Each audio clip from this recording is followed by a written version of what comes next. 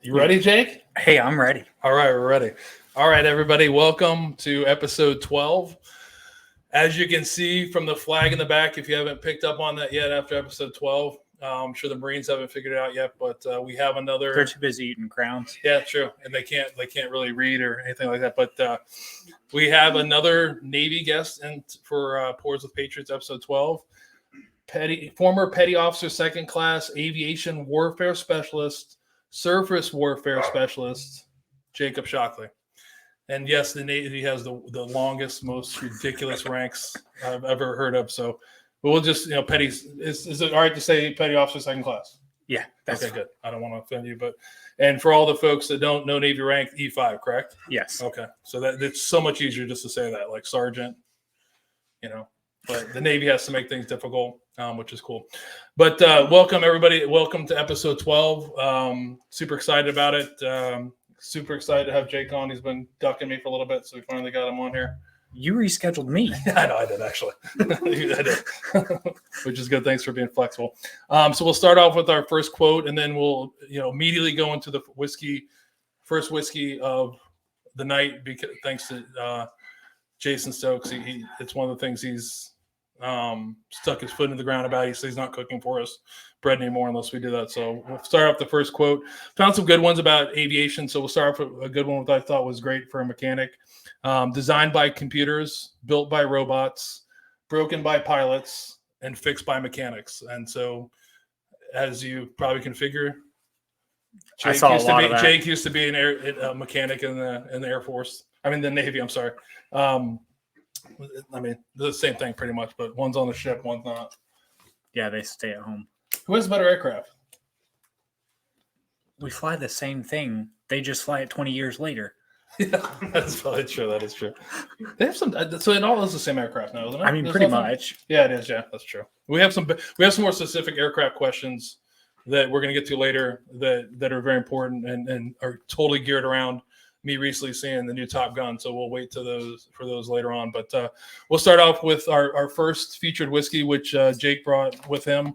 It's another Old Forester product. We've been seeing a lot of that. A pretty special Old Forester product, the President's Choice. And just to talk a little bit about Old Forester again, owned by Brown Forman, was founded in 1870 by George Garvin Brown, who is actually the founder of Brown Forman.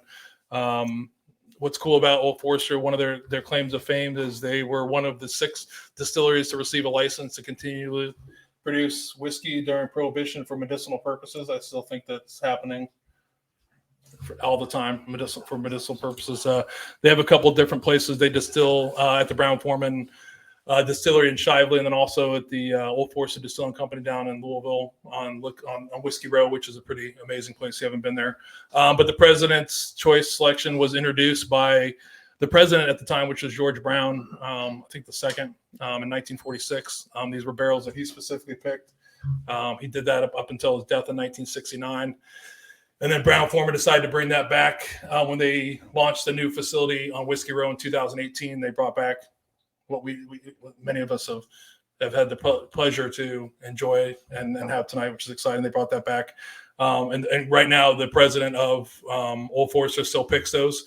They're very limited because they wait till the right barrel comes out for them to do that. They're very, very, very limited and very specific about what they do. And actually does have a tie-in to the Brown family. Campbell Brown still assists in that process. So Jake brought us one. I don't know what year it was. I didn't ask you that. I don't know if it was on there. I think it's 18. Yeah, so 2018, but it's a President selection. This one's 8 years old. On the bottles, they actually refer to as 8 summers. And it's 111 months. Yeah, it's actually 111 months, 111.4 proof. And like all the other Old Forester products, the mash bill is 72% corn, 18% rye, and 10% malted barley.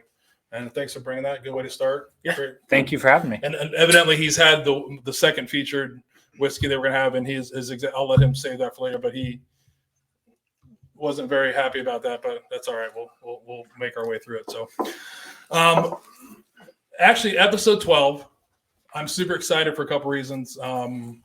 Number one, Jake is not an original Ohio guy, so I think this is the first person that's not originally from Ohio that we've had on. Yeah, so or one or two. So no, I was born in Evansville. And then from there, I was a military brat. So every 4 years on the mark, moving somewhere else. So that's how I lived my 18 years before I joined. Right. Yeah, and it's fun. That was the second part I was going to bring up. Is I'm actually an Army brat, so I moved around a lot with my dad. I consider myself a New Yorker. That's when my dad, luckily, got stationed at West Point, got hurt, and then stayed there until he retired. So up until that, it was the same way, 4 years, and move on. So, and like Jake, what we're finding that's fun about these podcasts is as we talk and get to know each other more.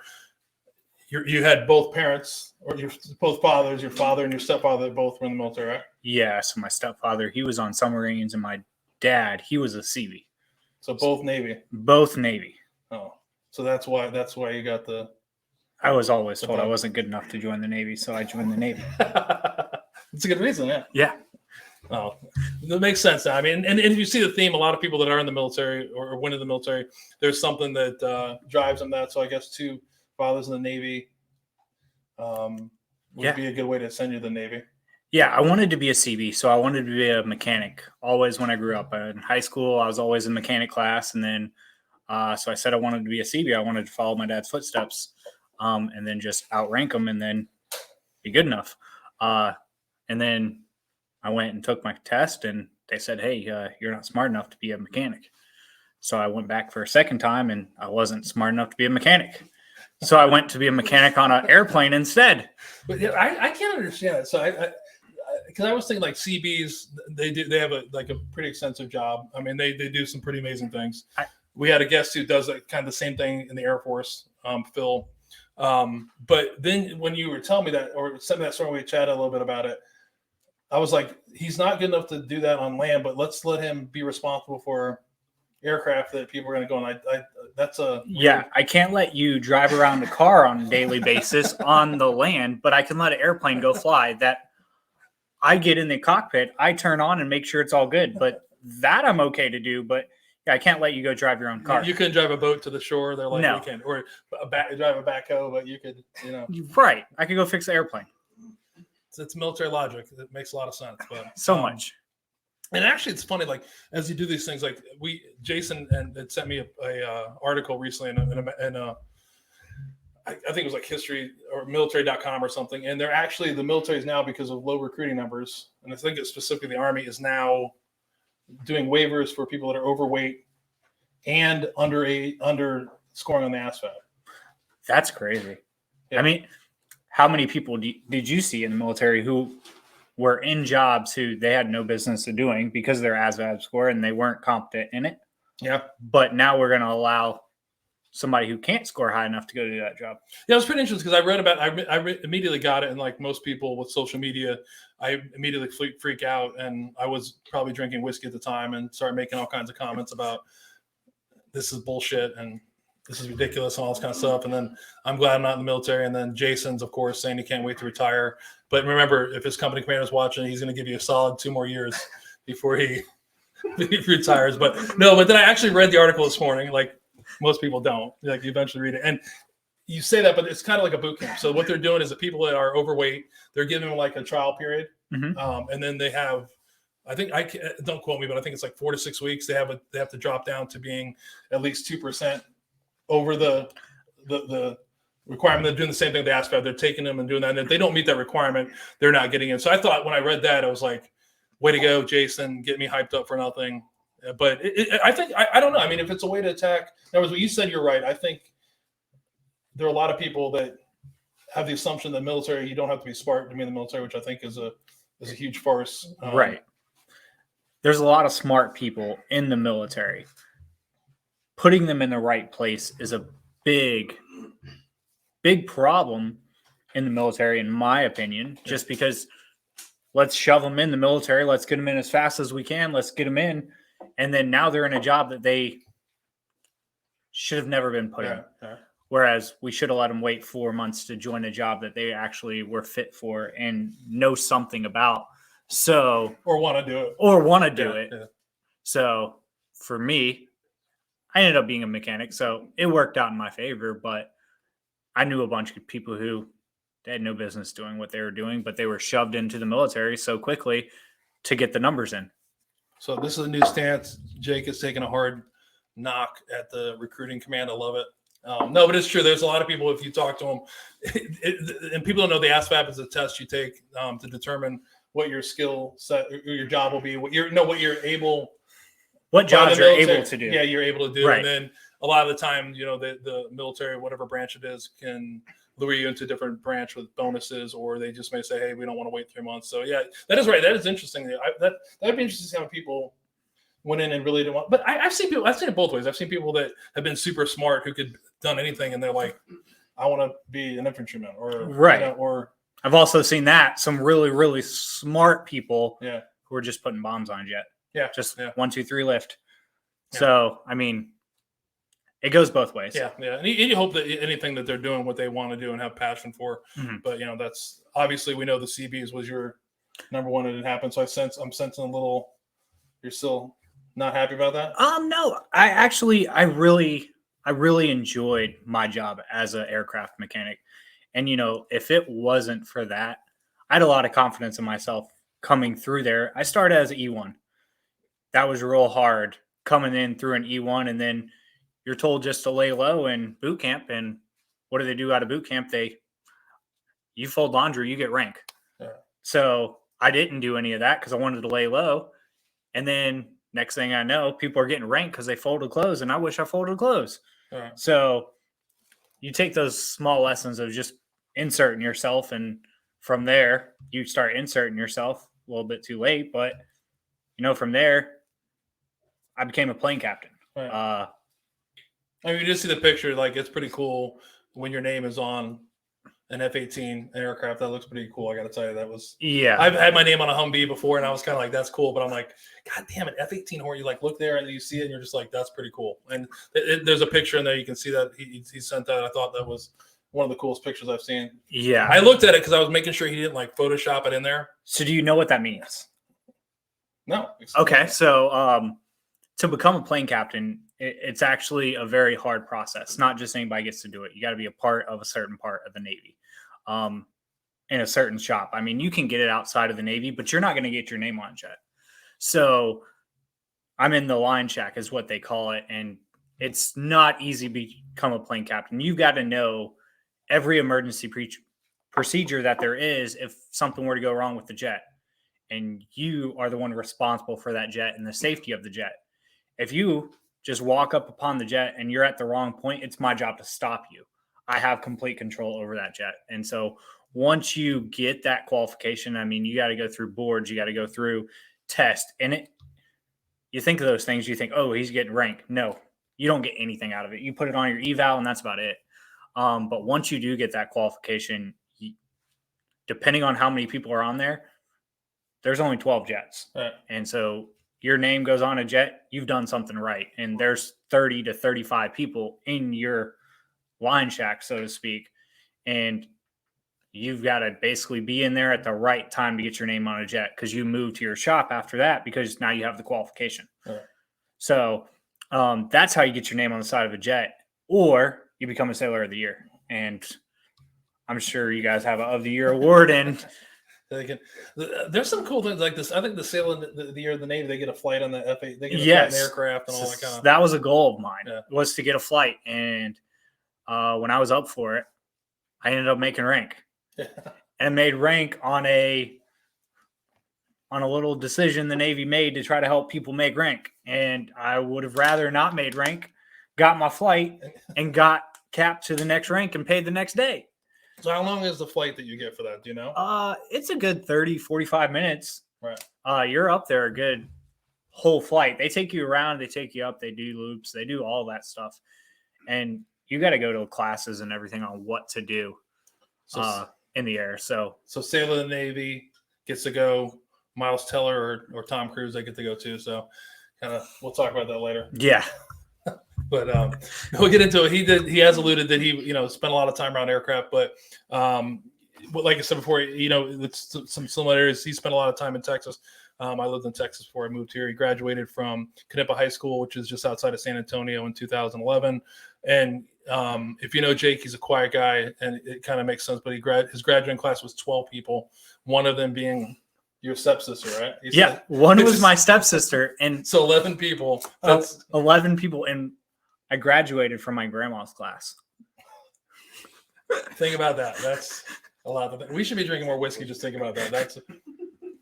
I could. I mean, I didn't. That's like story there for my dad and my mom. They grew up in like Iowa, in middle nowhere Iowa, like small class. Like everybody knows they were like. I went to my dad's 50th reunion, and everybody knew everyone. It was like.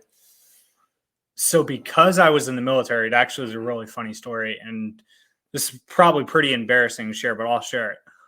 This is being recorded, but yes. And we'll... So I was in California with my dad. I'm glad we're getting another pour. Thank you. So I was with my dad in California, and I get told I'm moving back to Texas for my final 2 years of high school, and I go straight into high school there. Well, my senior year, my last semester, they pulled me into the counselor's office and they say, "Hey, you're not graduating." I'm like, "What do you mean I'm not graduating? I'm Your graduating." was too low. And they're like, "You didn't take a foreign language." I'm like, "What do you mean I didn't take a foreign language? You make my classes." And they're like, "You're not graduating. You have 2 years that you need to stay back and take a second language." And I said, "Okay, I'm dropping out today and I'm going to go get my ASVAB. You guys have, or my GED." I said, "You guys signed off for me to join the Navy in October." I said, "So we need to figure this out." So I go home that day. I tell my mom, and the next day she gets a call. She's like, "Hey, I need you to bring Jake back to class." She's like, "We need to talk." And so we get into the principal's office. She's like, "We messed up," and we acknowledge that. So we're going to bring him back, and we're going to give him a special education degree. So I actually graduated under a special ed degree.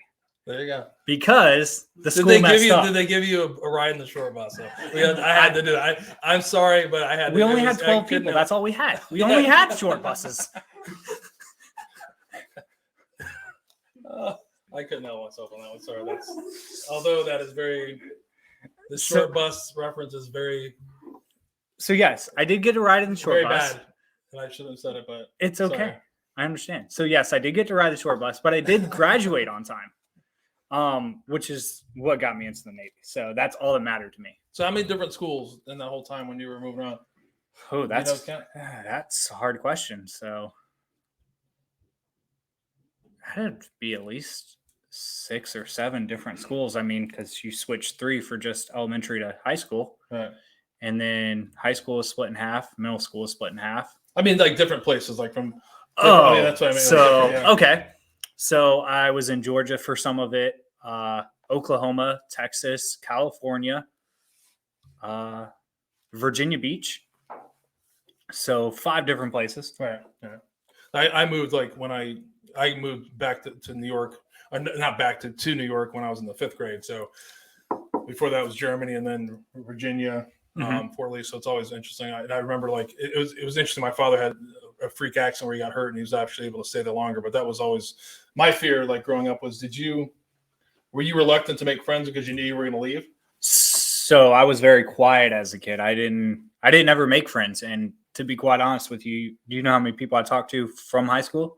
Big fat 0. Well, like I thought, not even your stepsister. No, I mean, of course. I mean, she's in your class. I mean, so I guess, okay, I guess one. Yeah, okay, no. But even from California when I was in high school, I don't communicate with any of them. You know, I got them all on Facebook, but do we really chat with them? No. So I didn't talk to many people at all. So I didn't really care to leave. You know, when I left, I left. I did. So we did switch around. So I was in a 3A or 4A school when I was in California. So when I ran track, that was a big deal. You're in 3A school, and then you go all the way down to 1A, and I'm winning heats, I'm winning, events. And you go to I go to, you go to the next regionals, and you're doing good there, and then you just get smashed at state by towns you've never heard of. Yeah. So I mean, that's the big difference is you're just competition levels there is big. Yeah. Other than that, I mean, I didn't really care. When I had to leave, I had to leave. Yeah. I didn't have much of a choice.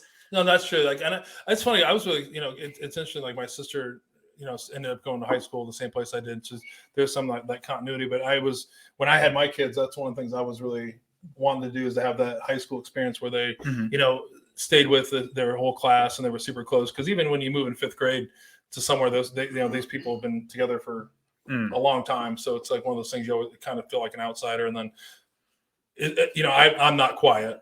So I was always, putting myself out there, but I'm more like I'm not like I was then. I don't think if you talk to people, I didn't put myself out as much because I was worried about your dad coming and saying, "Hey, by the way, I got orders and we're leaving."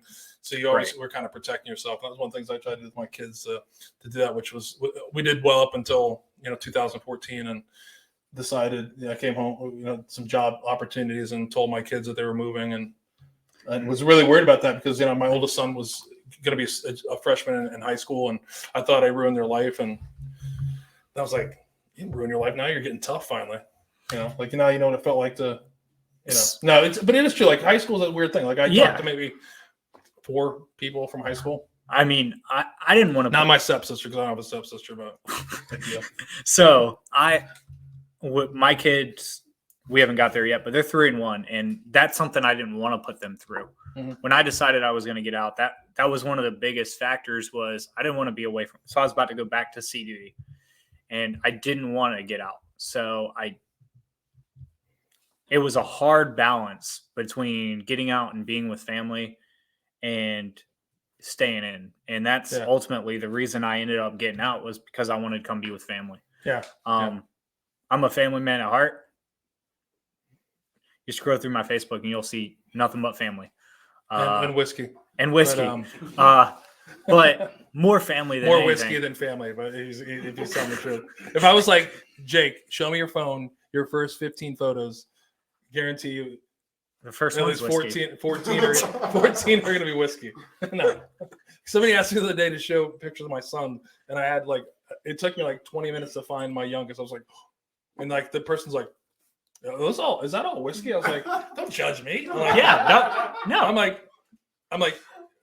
I'm going back to 2018. I'm like, he's actually 4 years older than that now, but it's not. No, I think anybody that's into whiskey, if you grab our phone and look at it, sometimes I'm deleting stuff. I'm like, what in the fuck am I taking a picture? I wish there was something. Yeah. We need to brand this. We need to create an app to detect whiskey photos in our phones and delete them if they're more than 45 days old.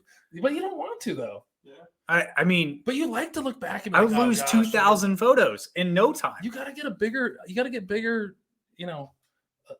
phone with more, I'll have plenty of storage. It's just you got to put it when I'm scrolling through for looking for photos, it's like, man, why do I have 17 pictures of the same bottle? I'm not going to lie. I'm super excited. I'm going to say this but my oldest son officially became an RN yesterday, so I was looking for some photos to put up from it, and I was doing that. I'm sitting there and I'm just going oh my god, there's a picture of me, there's a picture of bourbon, there's a picture of a barrel. It was just I felt kind of embarrassed. It was it took too long. Maybe it needs a figure way to I don't know. We need to figure something out with that. But if you're into whiskey, it's like anything though. I don't think it's whiskey. If you're into other things too.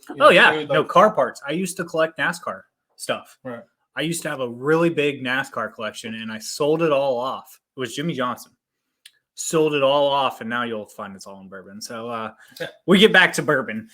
But you just took my question. So Nasky's a NASCAR fan. One of the questions that he jumped out on me. So you like NASCAR. You're into motorsports. So Jimmy Johnson, that was your favorite then? So Jimmy Johnson was my favorite from when I started growing up. I love Jimmy Johnson. I just liked the way he drives people and just how he treats people too. I've probably been in the garage. So my wife took me when she worked at Geico. She won RV Supervisor of the Year. And they asked her, what gift can we get you? And they were talking, a purse, a bag, stuff like that. And she looked him dead in the eyes and said, I want to get my husband VIP passes to the NASCAR race for his birthday. And VIP isn't just sitting in a skybox or something. It's actually being in the garage with the drivers. So I actually got a hauler tour with Ty Dillon. Got to walk the garage all weekend. And I followed Jimmy Johnson 20 times to get his autograph that weekend. And Until you sold all of his memorabilia. Well, then I sold it all. Yeah. Whiskey was more important. But that really got my stuff into NASCAR. And then I've since moved to sprint cars. So now I'll watch a NASCAR race every now and then, but my new driver is Kyle Larson. Okay. I love Kyle Larson just because of what he does for the sport and what he's continuing to do for the sport. So, yeah, I was lucky enough. I used to work when I got out of the Army. We were Penske Truck Racing, so Penske Racing. It was kind of a big deal, and I actually had one of my mechanics who went up for Tech of the Year. So we actually went to the Penske race facility, which was funny because I'm not a huge NASCAR fan, but it's like anything else. If you're like you're on the fringe of something, but when they throw you into it, it's like you get so like excited about it. But I remember that we got to meet.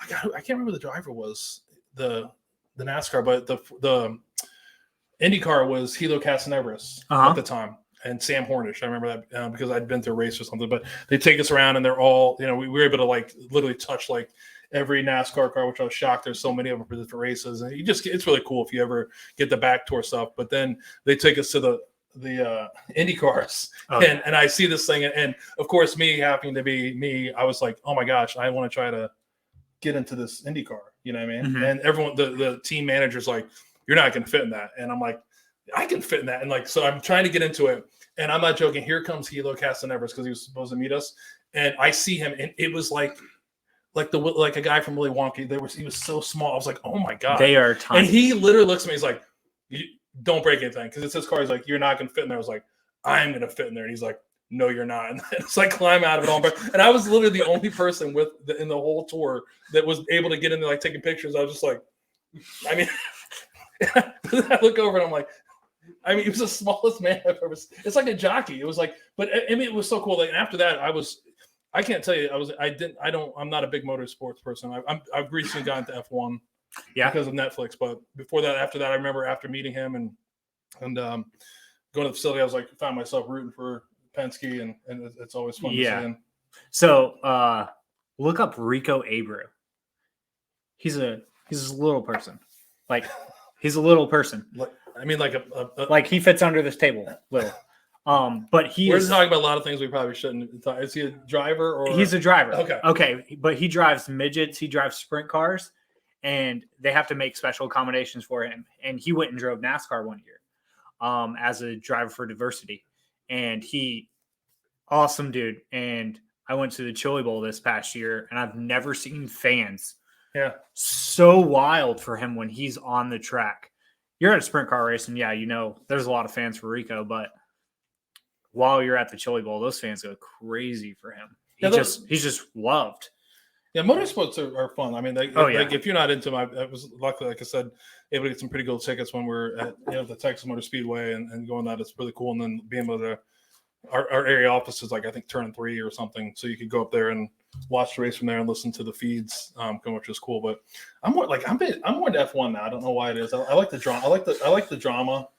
I don't like their penalty system. I understand not touching somebody, but come on, give me a break. If they're gonna get in my way and try to chop me off, I don't like their penalty system. That's my problem with that. Yeah, I like Netflix. That special was great. Like I never would have got into it except for that Netflix special, which is pretty cool. But I just like the drama that they act like they like each other. They're like at these news conferences, and then as soon as the camera's off, and they're like, fuck Jake, I will put Jake into the wall. I love that. And then every day, and then even in the broadcast, if you watch it, everyone knows. They're like, I mean, they're in $1 million cars, and they will fucking wreck each other out. I mean, and then they just get out of the car like, and just like, fuck you, Jake. Like, and I mean, and then you watch the managers that manage the teams. I don't know how one of them has killed one of them. Like, I mean, we're talking $1 million. It's not even $1 million. It's probably like, what is an F1 car worth? They're up there, but the same thing happened in NASCAR car this year or this past weekend. I mean, they were within 20 laps to go, I think, and who was it? Ross Chastain was driving on the outside. The guy who won, I can't think of his name right now, but anyways, he was like, he got out of the car and he goes, "No, I deserve that." Yeah. I totally deserve that. I drove him bad 6 other races, and I've been wrecked. I wrecked him 6 other races. I totally deserved it. And But I mean, but teammates, I just can't. That's the thing. Like, and the part I don't understand about that is you have the A driver, yeah, the one's supposed to win. Denny Hamlin, that was his name. And I just think it's crazy where they know, like, these people are like type A personalities. Mhm. They all want to win, and they don't. The desire to win is like they don't even care how they do. And then I'm always shocked at how in F1 they talk about. You can hear him like, you're ahead, and they're like, Jake's coming up, and they let Jake go. That is like crazy to me. I'd be like, I got something for you, Jake. Come on to the left. I'd be the same guy that would probably ram me and be like, oh, there goes our $6 million car. Who cares about a point? Whatever. But I think this is the most I've ever talked about. Have you ever tried to drive one? No. I can't even fit in there, dude. Hold on. Nathan, I just told you I can't fit in there. I mean, what do you want me? I mean, hold on. Nathan and Marcus can vouch for me, but Marcus did not. If you know Marcus, he did not fit in the car either. They can vouch for me that I have a full racing simulator in my garage, or no, in my basement. And if you ever want to drive one or try to drive one, because I guarantee you it's not going to be like you feel it is. Yeah, I have one in my garage. We'll try it. I'll give it a shot. Yeah, if Marcus fit in it, I can fit in it. I mean, it's a normal racing seat, and you just have 3 monitors around your head. I don't know if you remember when NASCAR went to computer-based racing for a couple months during COVID. COVID thing. But I think it's the first time we've said that on air, but we won't say it again. We're not going to talk about it. No. But we went there, and they use that system. And you just have to have a computer, steering wheel, and pedals and stuff. But you try to drive one of those cars, and they're not fun to drive at all. Yeah. Not at all. It's funny about the somebody thing because I got super into F1 because of COVID and watching it. And then one night when I'm scrolling through my phone, not looking at whiskey, I was actually looking at building an F1 setup to get to play. And I'm showing my wife this, and she's like, "What are you looking at?" And then I start looking at it, I'm like, "Oh, this looks like a good idea." And like, there's like $1,000 for just a thing. I'm like, "Oh, that's the last thing I need," which would be awesome to have down here to be able to have a simulation. But we're gonna stick with whiskey. I have one bad vice. I'll stick with that because I can just see myself down here, So just in my simulator, just my frame, I've probably got $800, not including that includes the seat, but my computer, $1,900 when I first built it. I mean, they get pretty expensive. Yeah. They really do. But my wife used to hate it. She'd be like, "Are you coming to bed tonight?" No. I was racing for a championship. It's a fake championship, but I finished 3rd in the world. Yeah. But I raced every night, whether it was practice or racing, for a whole 8-week span. You definitely sound like my kids, but it's not racing. It's like some baseball Some Halo. Some baseball game. I'm like the 3rd in the world. I think my youngest is in some stupid game. I'm like, okay, whatever. But we're different. So we've talked about a lot of stuff. We like totally blew over the military. Like we're talking about it, which is awesome. That's what I like about this. And getting you comfortable because you said you were. I'm glad you came on because you've been like extremely nervous. You're not the most talkative person and do have a little anxiety thing. So I want to thank you for coming on and getting out of your comfort zone and it's what changes it. You gotta step out. Yeah, step out of your comfort zone, or it's not going to change. Yeah, no, that's why I've talked to some people that have not wanted to come on for their own reasons, which are great. But I mean, yours is the number one reason not to. But come on, but also number one reason to come on is to see that it's not that big a deal. And kind of like you said, the only way you're gonna get over something is to step up. I mean, there are some things that people aren't gonna, definitely not do, but it's not killing him. I mean, he did drink about a bottle and a half before we started. Yeah, now come pick me up. We didn't drink a lot. We ate a lot. We ate a ton of food before, so I think that's what to calm them down a little bit. He's got the meat sweats going on, so it's good. But let's go back to military career. Like, so you talked about before. Originally wanted to be a CB. I had a question about that. So you were originally listed as a CB. Your dad was a CB. I didn't get to enlist as a CB. I wanted to. No, I know, but that when you couldn't though. Oh yeah. Did you think about not even enlisting, or is it like what your thoughts? No, I wanted to be in the Navy because ultimately I thought about what I was going to do, and I had no clue. Mm-hmm. I was 18. I was from a little podunk town, and I mean, I was a waiter at the time. Yeah. Granted, I was making good money as a waiter, but that wasn't no way to raise a kid. Nor did I want to stay in Canupa. There's not many people there. and you don't see a lot of people prosper out there. And if they're prospering, they're on the farm all day, 24/7. And that wasn't me. I wasn't a farmer. I have zero care to be a farmer. So that was my way of leaving and not coming back. I haven't been to Texas since, personal reasons. But I love Texas, but I really don't care to go back. It's not my place of home anymore. Yeah. And it's hot as fuck. Right. Also, but yeah. I used to work at a restaurant. I was, like I said, a waiter at. And if you ever go to Concan, Texas and float down the Frio River, make sure you get a chicken fried steak from Neil's. Best chicken fried steak I've ever had in my life. And that's your plug for tonight. Everyone has a plug. It's awesome. Well, if you go back, no, that's not the plug. He practiced that perfectly. It was like, that's not the plug. We need Jeff to make us some chicken fried steak. No, we have a competitive smoker in the audience today.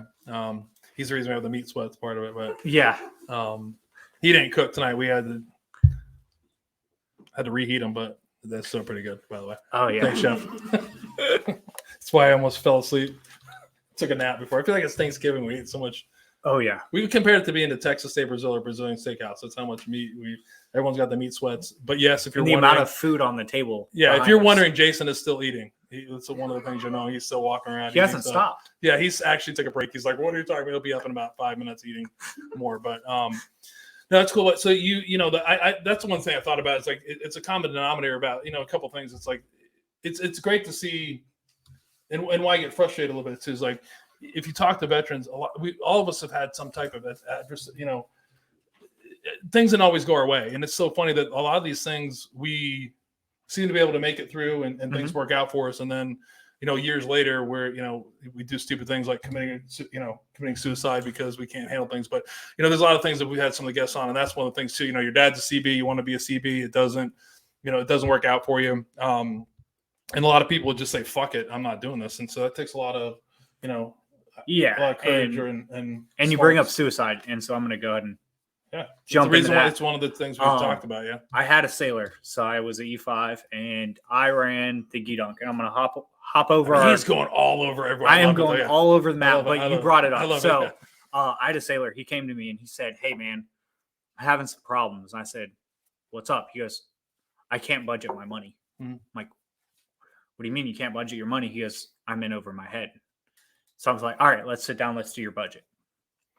We did this kid's budget, and it was not pretty at all. And next thing I know, the next day, I get a phone call that he checked himself into the 7th floor. And when you get that call, it is your heart just drops. And you're just like, what did I say wrong? Yeah. Because you ultimately helped him make that decision. Right. And all you were trying to do was help him. Yeah. And that was a big turn for me in the military on how I talked and approached people on those sensitive subjects, because I was in no way trying to get there with him. Now, granted, I still know him and he's a great guy, and he turned it around and he's out of the Navy and prospering now. But yeah, I'm glad that he didn't make that choice, but he had went to the hospital, checked himself in, and that was hard for me. Well, I think that's, just what you said, I think is interesting, because for everyone that's wondering, the military, even the Navy, maybe it's a better Air Force joke, but even the Navy it isn't a culture where admitting your weakness is like a cool thing, or to say you're not doing well. It's not taken well. No. And it's not taken well by your peers. Some of them even joking around, they care, but there's some things that were said, and most importantly, I don't think it's taken seriously a lot by NCOs and officers. And I think that's the thing. Like, it's not a culture where, and that has to change. And I think it has in the time I've gotten out, where soldiers, Navy, sailors, Marines, coasties, that they're able to talk to someone. That's the key. Is if you're still in and someone's talking to you, yeah, it's time to take that E6 or E5 rank off, or captain rank, and like listen to what this person's saying, because they're hurt. Everyone's felt that way. And I think that's the hard part about that culture, is we're brought up to not say, we're brought up to not admit that we're struggling. We're not supposed to be sad. We're not supposed to be off the rails. We're supposed to have everything squared away, and that's hard because that's not the case most of the time. We're and in the red zone. You know what I mean? A lot. And look at their pay right now. Yeah. I mean, you come in as an E1. I think my paycheck was like $400 or $500 every 2 weeks, and that's barely a 2006 Honda Civic now. Yeah. And that doesn't include the rest of their bills with that car to get to work. And but E1, I mean, I think the pay is crazy. I think I don't know. As I mentioned before, I look back and figure how much I made as a second lieutenant, and I don't. It's crazy. It's crazy to think that's how much I used to make. Yeah, but there are some other benefits from it. But I think the whole thing of, I think most people, they know what they're getting into the military. Mm-hmm. The return on investment, I still think is good if you do the right things. I mean, down the line, you can you can make some good money. If you do right. Yeah. And that's important. But I think back to what you said before, the, talking and I think we posted it, Jason posted in the page, but we just had a famous UFC fighter who lost a friend. And one of the things he talked about is, ending the stigma that men can talk. And I think that's the stigma that needs to be broken in the military. As service members can talk. We can be weak. We can cry. We can not want to do this anymore, but it's definitely not worth that final, bad decision. Just talk to someone. There's someone out there that wants to listen. And we're out there. I mean, I'm here always. There's mental health professionals that are gonna help you. It's your family, it's your friends. Reach out. It's the right thing to do. Checking out's the wrong thing to do. So we got to go back. He actually graduated 2011. We're going back now. We're going back. We're going to try to stay on the short bus this time. No, it's fine. Yeah, he's in the short bus. He doesn't ever want to go back to Texas. But one of the things is what's interesting about Jake's career is he actually spent all of his time at Virginia Beach. So your first duty assignment was at Naval Air Station Oceana in Virginia Beach, right? Yes. Okay. And you spent your 9 years there, which is pretty unique for the time. And this is where this gets fun for me personally, only because I'm old and I finally saw Top Gun 2. So Jake, actually, if you saw the picture, that is an F-18. I don't know. After watching Top Gun and researching, I don't know if it's a Super Hornet, AF, whatever the fuck it is. But actually, your first assignment, you were assigned to a strike fighter squadron, VFA 81, known as the Sunliners, right? Yes. Which that's who said Sunliners. That's kind of a weak name, though. No, because you say Sunliners, and then everybody else says who says Sunliners. But I just it's weird. Yeah, he was there for only 4 months. Right. Yeah. And he decided to go to another place, to another unit that was deploying. So he went to another strike fighter squadron, VFA 22, and there's 32, and they're the fighting swordsmen. I mean, which is Sunliners. You made the perfect choice. Whatever happened in your career, you're not a Sunliner. I don't even know how that's like being in the 101st compared to the 82nd in my name. It's a cool name.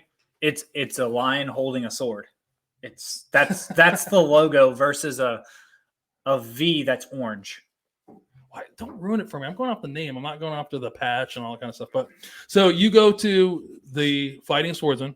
That's the first place you deploy. So you're a mechanic on F-18s. So first you go to the line check. Okay. So that's what I did first while I was there for a couple years. And once you get that knowledge, that's your general knowledge. Right. Of the aircraft, because you got to learn the aircraft first. You can't just go and fix it. So your general knowledge starts at the line check. And once you do that, and once you get qualified in the line check, you move to your shop. Right. And now you get your special circumstances to where you get to skip that. And that's beautiful. It's a rare case that you skip that. And normally those people hurt from it later because they don't know those little small things. All right. So strike fighter squadrons, they're assigned to aircraft carriers, right? Yeah. So you're assigned to a CAG. So they own 4 squadrons that go with each other. Okay. And so your CAG is assigned to a boat. And so during my deployments, one of them was on the Eisenhower and one of them was on the Truman. And that was just because we had to change boats because they were in a different yard at the time. And One was ready and one wasn't. So the aircraft carrier, that comes to my next question. The guy one of the contracts I work with up there, he's actually old school Navy. Mm-hmm. Like always telling, he was actually on the flight deck and talk about it. And he actually told me that Top Gun, the original Top Gun, was the reason why he joined the Navy and got into aviation, and is the reason why he's not going to see the second one, because he felt like he got bamboozled 3 years ago. But so for anybody who joins the Navy, he literally, like, I swear to God, I'm like, Alex, you got to go see it. Alex is like, I'm not going to see it. He's like, they shouldn't even do that, because some poor guy is going to think they're in Top Gun, and they're going to be like me. They're going to be on the side. I think he was on. I should know this because he tells me all the time. He's like, they're going to think they're going to do this great thing in aviation, and next thing you know, you're going to be on a dock. You're going to be on the side of an aircraft carrier, painting it. And I'm just like, dude, he's like, I'm not doing it. I even told him, like, spoiler alert, this is coming to spoiler if you haven't seen Top Gun. I was like, they brought back the the F-14 Tomcat. You got to go see your plane. He's like, no. So aircraft carrier, what's it really like living on an aircraft carrier? Because you hear all these stories, like floating city. So it is a floating city. So I'll kind of give you my little schedule, or my wife, and what she does whenever she helps me go get on the boat. So you don't do it alone. Yeah. Your wife is everything. And then if you have kids, they're your everything. They support you through all of it. So it's a grueling process to get ready for deployment. And if you haven't been on one of those ships, or a part of a squadron, so prior to even just stepping foot on that boat, 6 months prior to deployment, you're at Top Gun. You're at Key West. You're at Fallon, Nevada. You're at all these different places for 15, 20 days, and you come back to work. You come back home for 2-3 days, and you're on 12-hour shifts. 12 on, 12 off is what they're called. So that's the start of going and getting onto it. And so that part's not a joke. So your 9-month deployment is really like 14, 15. You're not really seeing your wife. So before you go, and also, so say like one of your pilots that you're a ship or a plane captain for, they do go to Miramar. Do you go with that aircraft, or does someone else take care of it, or they did a different aircraft when they get there? Well, no. How does that work? That's not a joking side. So normally at that point in time, so you have 10 up planes that you have to have 10 up, because you're getting ready for deployment. Right. Normally your squadron has 12 to 13, and you have to be 90, 95%. And so you're flying all those planes over there. Over to Fallon, Nevada is where Top Gun is for training. And everybody goes with, and there's a select few that stay behind. And normally those people are PCSing out, or they're moving on right before deployment. Those people get to stay back.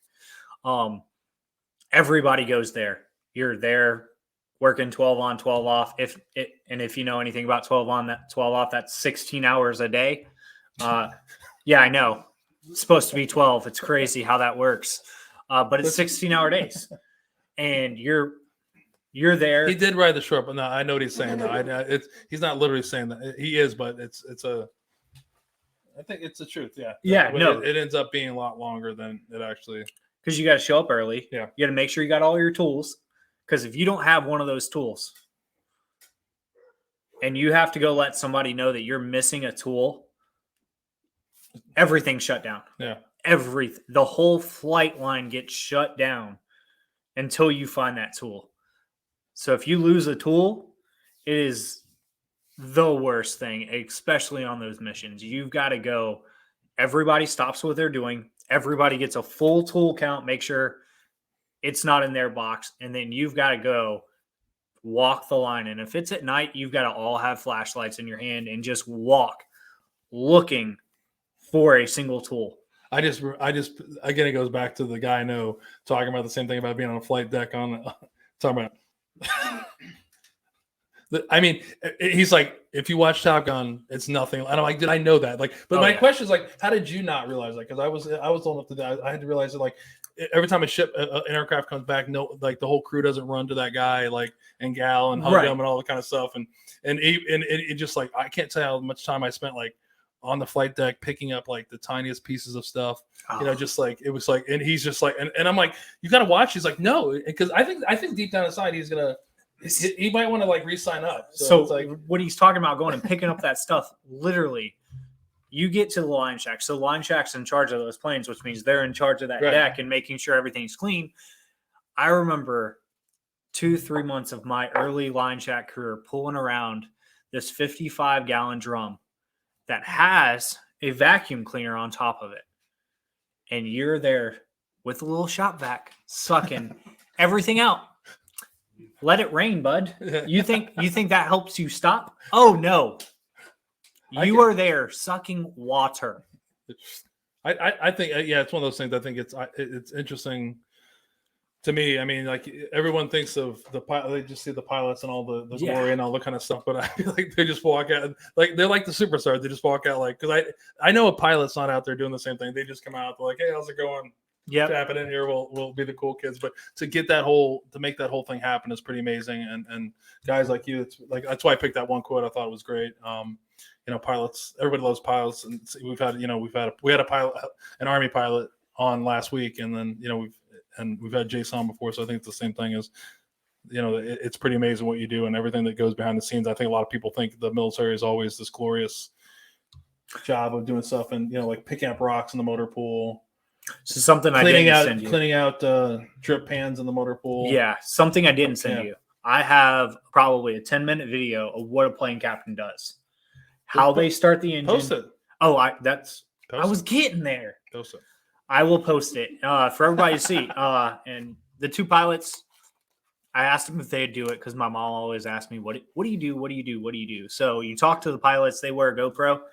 And it wasn't Maverick and Goose is what you're talking about. It was not Maverick and Goose. But you will notice the one thing. Yeah, those pilots just show up and fly the jet and go make those missions. But back to what you're saying. So getting on the ship.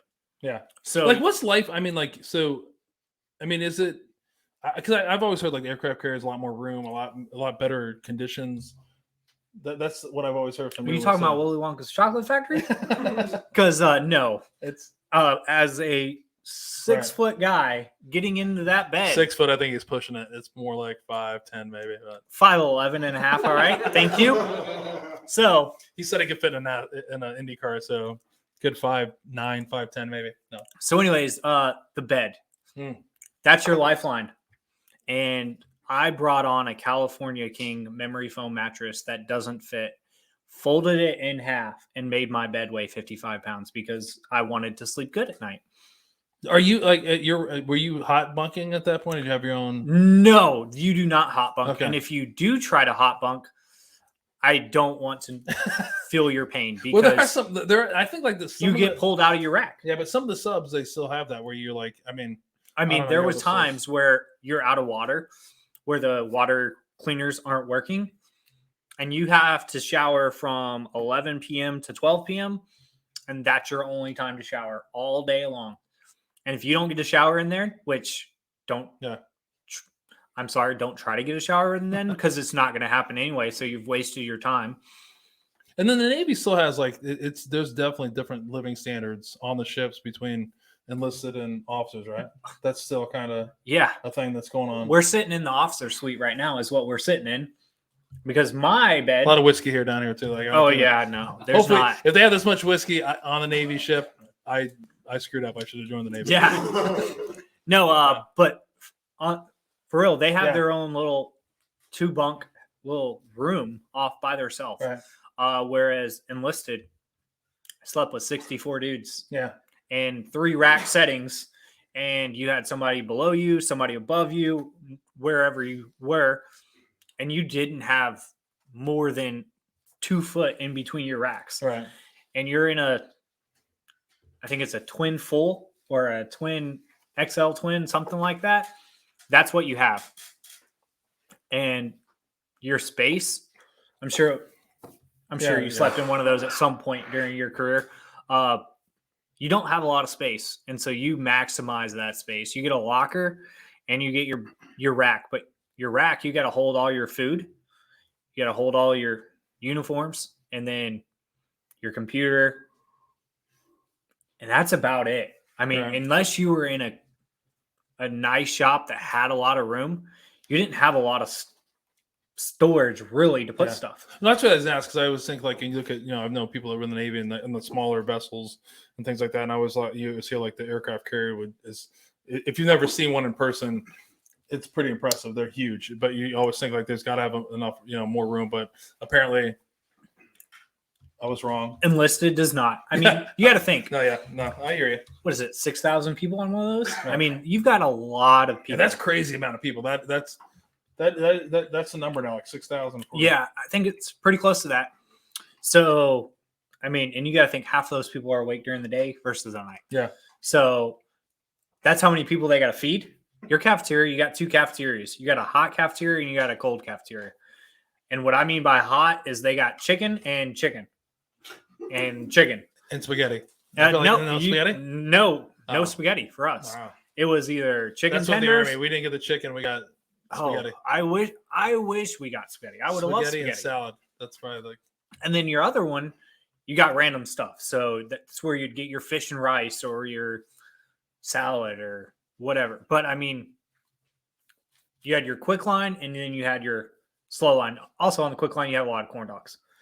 You ate corn dogs every other day because you didn't have a lot of time during lunch. And everyone wonders why, when you hear these stories, why we have eating disorders and all that kind of stuff. Yeah. So we've eaten. It's like you don't have we had that time to chicken, eat. corn dogs, spaghetti, MRE. It's great. Yeah. But have you ever eaten an MRE though? No. Let's see. Dude, don't talk to me about corn dogs. I mean, that's what we need to do. Is I think we need to find an MRE and we need to eat one of these on there for people that've never seen it. I've got 2 cases. Yeah, someone says we got 2. I think we have to do that because like here we are again. He's talking about it's so bad. As he's stuffing his face. Chicken fingers. I'm like, have you ever fucking eaten a fucking freezing cold MRE because you're too lazy to heat it up? Isn't there like a heating pack in it? Yeah, but it's something you got to put water. There's a lot of stuff you got to do. Sometimes you don't have time for that. I mean, you just got to dig into it. Like, I mean, the MRE. Years ago, I brought an MRE home because my wife loves Italian food. I hate spaghetti. I hate Italian food. I've never really liked like marinara. Yes, it's really strange. But I brought home an MRE and we opened it and cooked it the way you would, normally. And Jana was like, "This is awful." And I was like, "Are you kidding me? This is the best one that we have." Like, I mean, people will get in a box and dig this out. Like that's, you don't even know that feeling of like, if you ever see, like all the Army guys know, or the Marines, they know or the real military people that have eaten an MRE, unlike Jake. But if you saw an open box of MREs, the first thing in your mind is to open it up and pilferage it, like get the best thing out of there. And then like, if you have a shitty one, you don't feel bad about putting a shitty one back in there, closing it up, making it look like it's never been touched. Right. You can't redo the plastic wrap that used to be. Remember the bundle that goes around it, but you don't care. You're like, somebody got tuna fish. I got the one I wanted. It's like, and then someone wonders why, how the fuck is this whole MRE box have all tuna fish? Because how many people went there and they literally picked it out and got it. So that's the thing of, I would love to have a corn dog in the field. Wouldn't you, Jason? Corn dog? This corn dog sounds good. Now, though. I've got a good one. I went and I had to go turn a jet, which to turn a jet means you got to stand out there, be the safety. And then just stand there and make sure everything's good. So I went and... Yes, it's a rat fuck in the MRE boxes. Yeah, I think that's the exact term for it, is what it's called. So I went to turn this jet, and it was about midnight, and you get to pick up your meal at about midnight. So I knew I was going to get crappy of the crappy. Well, I went down to go get my meal, and it was the most moldiest cheese ham sandwich I have ever seen, and that was the last one. And that's what I got. AFEs and stuff on the ships. I hear all these stories. Like you got like movie theaters and AFEs, like a spa nowadays. I mean, that's what I hear about. And then I need to join again because I missed all this stuff. I mean, they would have. Don't get me wrong. They'd set up when you're in port. I mean, computers, internet connections. Like it's kind of come on. You rarely got that internet connection. He's trying to make it hard about being in the Navy. I like it though. He's. My dad was in Iraq and he had it every day of the week, thanks to the Air Force. I wish we could make fun of the Air Force more tonight, but we'll leave them. There'll be another one on soon. But so the aircraft, like you spent two different aircraft carriers.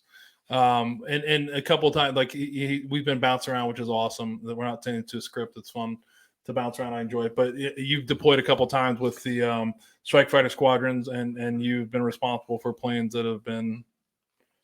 So they flew over Iraq. Yeah. So been ending or been making impacts on the battlefield, which is pretty cool. Yes. So I'll share a story. I won't give the date. We did not drop any bombs for a whole 14 days. There was a specific day, and if you watch the news, you probably saw everything about it. We took out a pretty big school of people, and 250 bombs got dropped that day. And that was probably one of my favorite days that we have ever had, because you're there for a good reason. I mean, yeah. Well, I think it's like the culmination of you do what you train for, and I think the pilots probably feel the same way. And I talked to one of our former guests, Daniel Bachman. He's actually his FEMA unit's getting ready to get deployed again tonight, and we were talking about that before. And I was kind of just talking about the family type thing, and he said, the feeling like you really want to go, like he's got his regular life, but like when you're actually doing your job, like I think that'd be I can't help but think how cool it'd be. Is like the jet you have your name's on, leaves with a bunch of ordnance, comes back, no ordnance. You gotta be like, hell yeah. And the thing about it is they're all, you don't know what's going on. Yeah. And we didn't know until that night, until the commander came over intercom and was like, hey guys, I got a special message for you. Here's what happened today. Just so you're aware, we're radio silence for the next however many days. You're not going to be able to talk to anybody. I'm fair warning you that now. My only interaction, like, so I was, I went to Afghanistan in 2003, and like all these training exercises, they talked to you about CAS and how to call this kind of stuff in. And it was always, I don't know what it is like today, but you never really saw it. So we actually were in Afghanistan, and we had an FSO with us, and we had a situation where we needed some stuff, and like the Apaches weren't flying, so he actually called in, the Navy CAS, and these two F-18 Hornets came out of nowhere. And I got to tell you, I still remember that. That's one of my best moments ever. Them talking to him, and then all of a sudden, these guys come out of nowhere, and with this valley just, flying through, and you're just like, and that was the first time I was like, holy shit! Everything they've ever told us is like real. They hung out for maybe like, it was crazy. It wasn't that long. It was like maybe a couple minutes, and then they're like, hey, we got to go. We got to get back to the aircraft before we run out of fuel. But then we have a couple aircraft, and I was like. I still remember. I wish I could remember his name, but I remember looking at this other captain, thinking, I don't think he believed it either. Like they dropped out of nowhere, so it's like, that's such an amazing thing. I think that of what I don't think they realize what the pilots and the maintainers, what you guys are doing. There's those aircraft are flying overhead somewhere, waiting to do God's work or to help out. And you say go back to the ship because you run out of fuel. Yeah. That's actually what I really worked on during that time on the deployment. Yeah, was that aerial refueling system. So a jet refuels in the air. It doesn't. Yes, it refuels on the ground, but to get back to the ship, they have to refuel. And so normally, if they're in Iraq, they've got a little Air Force squadron that flies up and fuels them all so they can get back closer to the ship. And then the ship actually has what you call a tanker, which a tanker is full of fuel, and they will go up, fly around and fuel everybody up to make sure they can get back. And that's actually, that piece right there is actually what I worked on the most, just to make sure that they could get fuel. It's basically a toilet in modern day terms. I mean, if you've never seen this, I've been fortunate enough to see, I've been on a KC-130, seeing like two F-16s refueled. And then I actually was on the other end of it where I was going to Afghanistan in the C-17 and we refueled. And I all joking aside, you make fun of I have never been so stressed out as when I was in the C-17 watching this huge aircraft trying to connect to another huge aircraft. And I'm just like, this is a recipe for disaster. And they've got to be so precise because the basket is no bigger than a barrel head. It is no bigger than a barrel head. And they've got something as big as a bottle, if not a little bigger, to get into the center of that barrelhead. Yeah. And if they don't, and they move the wrong direction slightest, they mess it up. I was not to cut you off, but I was on the flight to Afghanistan, and I was the company commander at the time, and the senior guys. So they invited me up to in the cockpit, and there's these two other Air Force captains, and of course, I naturally just start making fun of them. They're actually reservists. One was like a Delta pilot or whatever, and there was another guy sleeping off the side, and I was like, who's this guy? And they're like, that's Major so and so, and they're like, I'm like, what's he here for? And they're like, he's here to refuel. And I'm like, what are you talking about? And they're like, dude, we have to refuel this aircraft so we don't take the fuel out of Afghanistan to come back, and his job is to refuel it. And I'm like, why can't you two do it? Your book. And the one guy literally looks at me. He's like, I've been on this aircraft for like 4 months.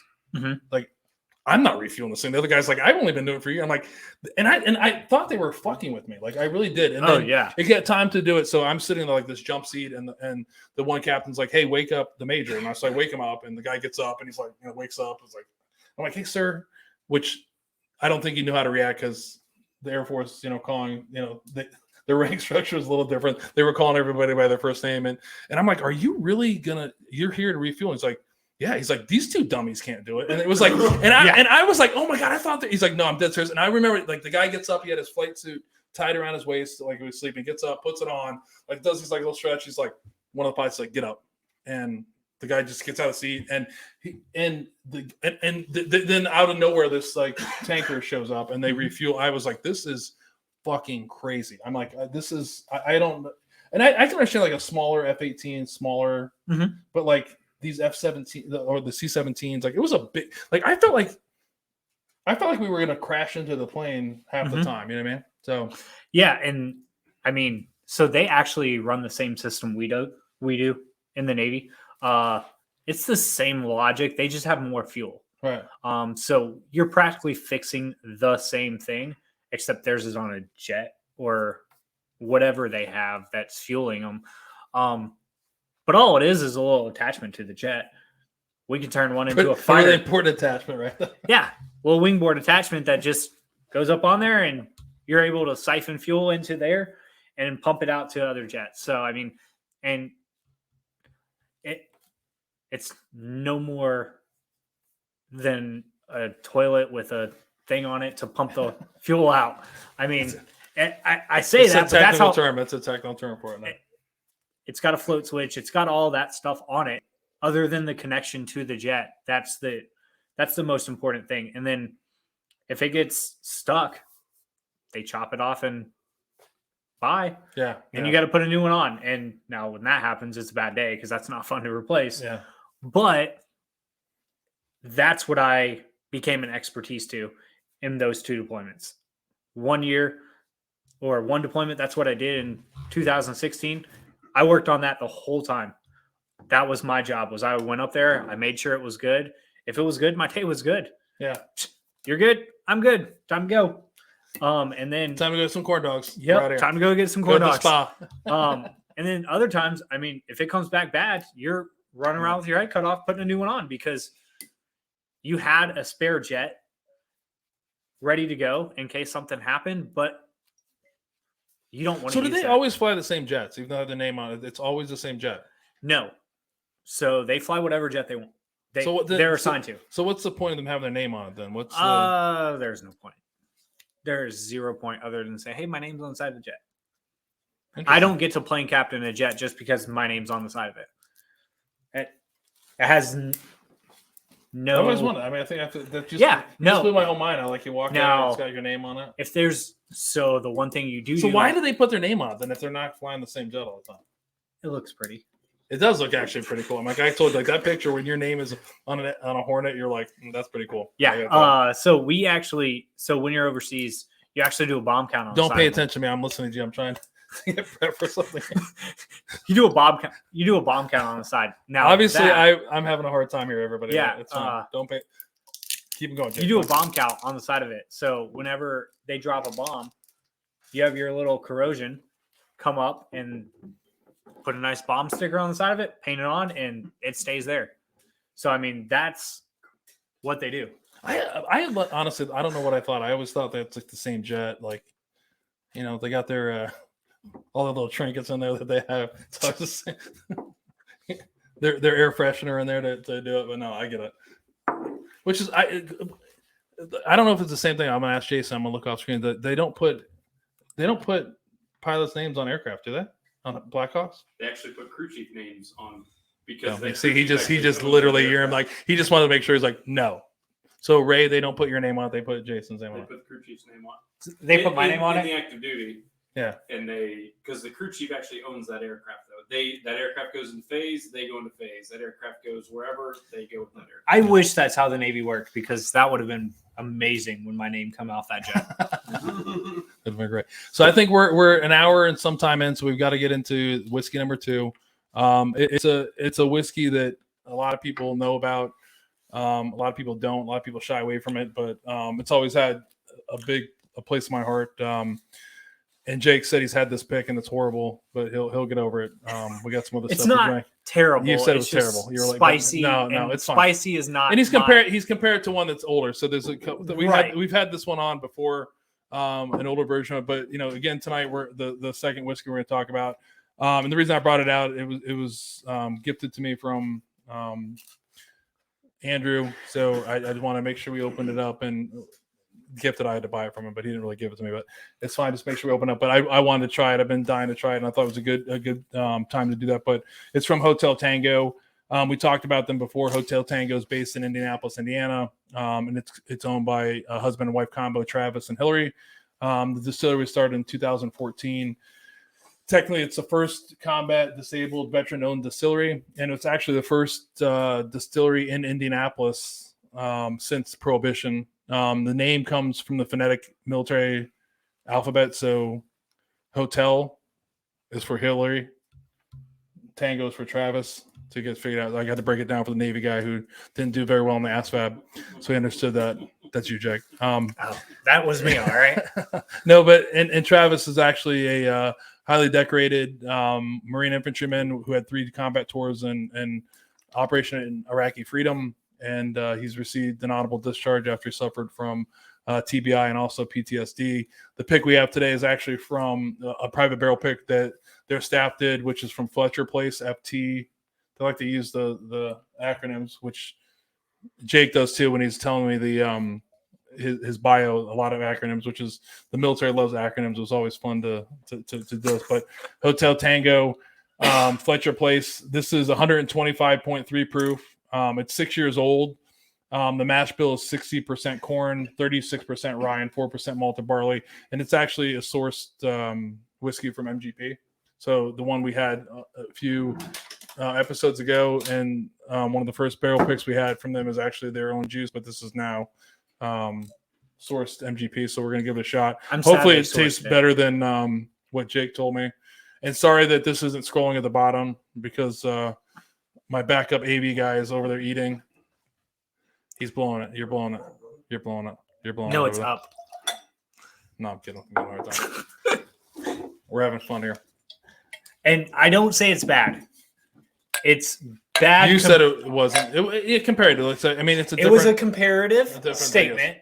compared to Opa's Hotel Tango. It's a different thing. Yeah. Comparing apples to oranges, really. It really, and I was going to get there. Jump ahead of the script again. But I mean, it's just different. Yeah. It's not the same. And if you try to do them side by side, that's like doing George T. Stagg with Eagle Rare. Yeah. You're going to get a different taste. Well, I think it's what I love about what Hotel Tango did with, like, you know, if we talk about New Riff and some other places, I do love the startup distilleries that started up, you know, in the past 10 years that sourced their own whiskey and didn't, or marketed their own whiskey first. Unfortunately, I'm always sad about Hotel Tango because they're sourcing now. Their original stuff was really, really good. And not that the MGP stuff isn't, but it's just, I mean, they grow. I thought that's an awesome thing. And a little bit about that is they actually have a couple locations, but before their whiskey age, they were, you know, selling vodkas and gins and stuff like that. And if you're ever in Indianapolis, you definitely have to check out Hotel Tango. The bar is amazing. they do some killer mixing. So if you're not following them on Facebook, you definitely should. There's some really cool recipes, and they're doing great things. And what I love about why I want to talk about it again is they hire a ton of veterans, and and they're always highlighting the veterans, and it's really great to see another veteran that's thriving. And that's why I wanted to highlight him again tonight, even though you thought it was terrible. Travis, don't listen to him, because here's why you shouldn't listen to him. This is why I just suckered him in. So we didn't talk about one thing, but Jake had a very traumatic experience at the dentist while he was in the Navy, and he had, which is funny. It's actually funny because I have a story that happened to one of my soldiers that didn't want to go to the dentist. But he actually had his bilingual nerve torn or severed. So he severed. So he has no feeling or taste in his mouth. The right side of my mouth. That's why, but still, so obviously he's tasting it on the right side. His left side probably would enjoy this more, but I thought that was interesting. So how does that affect your everyday life? I was shocked by whiskey. So I'm definitely not going to take your recommendation on whiskey anymore, knowing that half your palate works. I mean, so you're definitely not going on any more barrel picks. No, I'm kidding. I'm joking. So I'm trying to isolate to the right side of my. I'm gonna go right side, just right side palate. I'm gonna lean my head to the right. No, on camera it looks like I'm going to the left, but I'm actually going to the right. The right side doesn't work, so you need to be on the left. The right side tasted much better though. Yeah. Now that I shifted to the left, I know what you're talking about. But it's weird. So I have a sensation at all times, like something's on my tongue. And what's weird is I like sunflower seeds. I just always have, and I lose them under my tongue. It sucks. Or like 2 days later, you're like, oh. No, it's not. It's never 2 days later, but it's just so random to be like, yeah, that. Or when I go to the dentist. So I either have a 0 pain or a 10 pain. Right. There's no in between. And I went to a dentist and I told the lady about the pain, and she was like, okay. And next thing I know, I'm in tears just because she did not give a shit about my pain. And so I went up to the counter and I told the lady, I said, hey, this is going to be the last time I see you. And she said, why? I said, because if I ever get that person again, I won't be back. Mm-hmm. And so the next time I come, they gave me somebody else. And I told her, I said, hey, here's what's going on. I said, I'm warning you now. I'm not going to put up with it again. I will sit up and I will leave. Bill my insurance. I don't care. Can you do like cool tricks where you can like put scalding hot water on the right and you don't feel it or anything like that? Is it like cool? It's not. No. So I have you can't stick a pin in like the side of your right tongue and like, look. No, you can watch this. I can't feel it. You can't do anything cool like that. You can? So they do. So that's so. I can get a sharp needle. Can we try it here? Like I can. Let's do it. So anyways, so when in my bio, you read the fact that I got to come home for surgery. So in Navy fashion, let's wait to the last month possible to send me home. Dude, you're on a vacation. I was on vacation. You're on an aircraft carrier eating corn dogs. So they fly me home 6 months after my deployment, or I'm starting my deployment. I had to have it within 6 months. This happened the Friday prior to me deploying. I'm good. I've got one at home. And so they wait. And so 4 months into my deployment, they fly me home and they're like, all right, you're going to get the surgery, fly back. So, and how they Don't you have dentists on the ship though? Yeah. Why can't they pull wisdom teeth on the ship? What? They pulled my wisdom teeth and they pulled the nerve out with it. That was the problem. On the ship though? This wasn't No. Okay. 3 days prior to me deploying. Okay. So they flew me home to have the surgery done because I had to pull the nerve from nowhere else. So if you poke me in the butt, I'm not going to feel it. The right cheek. Ooh. So anyways. The Navy always coming up with quotes that we can use. You can poke me in the butt and I won't feel it. It's a new Navy motto for Ports with Patriots. All you Navy guys and Marine Corps, because you guys belong to them. So poke me in the butt, we can't feel it. They didn't I think we can do a t-shirt out of that next. They didn't have to pull a nerve. They thought they were going to have to. They were able to go in and saw the nerve was severed completely, and they tried to sew it back together. Sadly, it didn't work. But in that, I was able to come home for a month and a half for Thanksgiving and Christmas to see my now wife and spend that time with her, because prior to that, it was, hi, I'm leaving. Nope, I'm not leaving. Hi, I'm leaving. No, I'm not leaving. So good, bad though, right? Like, yeah, good, bad. I was able to come home and split it in half. She didn't have a military family, so I came home and spent time with her and drank and flew back. And when I came back, I'm sure you know this, but if you go back and you go back empty-handed, you're not getting your rack back. No, you got to go back with everybody's stuff that they want, because you can't just get a delivery out there. You're in the middle of the ocean. So try to get an Amazon package delivered in 2 days. No, you're getting it about 45 days later. Do they get Amazon on the plane though? Yes. So Chico sticks was my What are they? Chico sticks. I don't know if I know that. Is it Choco Taco? I mean, like, no, they're gone now. I mean, I know about that only because you can't no, get them. Those are my favorite. What Choco do you mean? Taco? Yeah. Oh, I love Choco They just Taco. discontinued. I know. I told my I mean, wife this I need is to go big out time to shit Walmart. happening. We talked about ASVAB scores being lowered.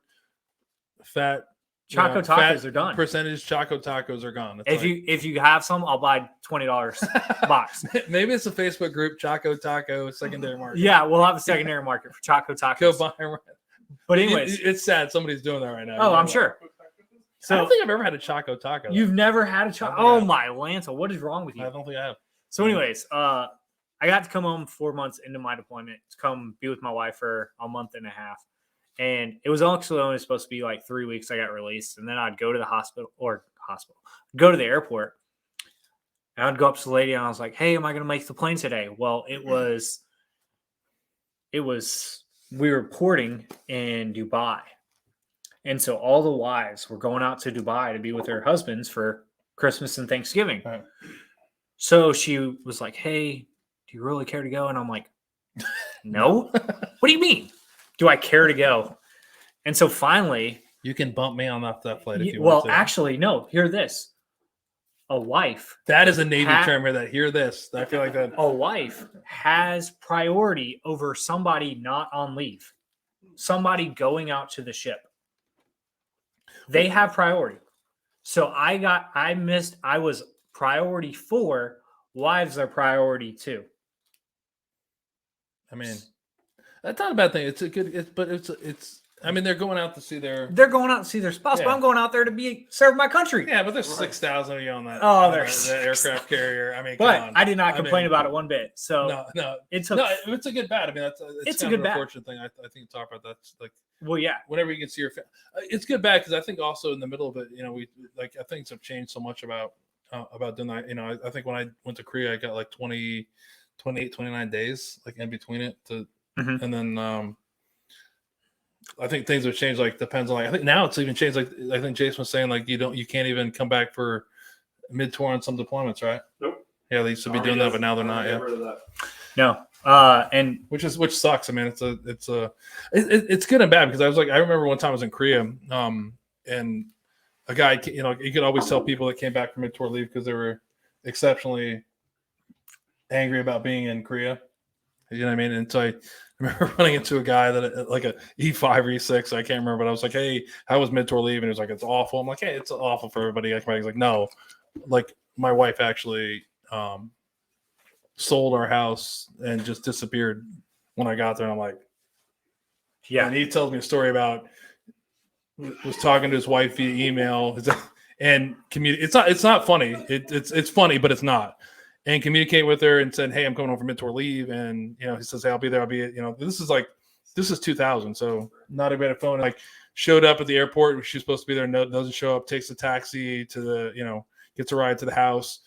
To what like you think is your house. Trying to get into the house, getting in there and mess with the key. It doesn't work. And some dude answers the door and the guy's like, what are you doing? He's like, I'm trying to get in my house. And the guy's like, we bought this house like 3 months ago. And yeah.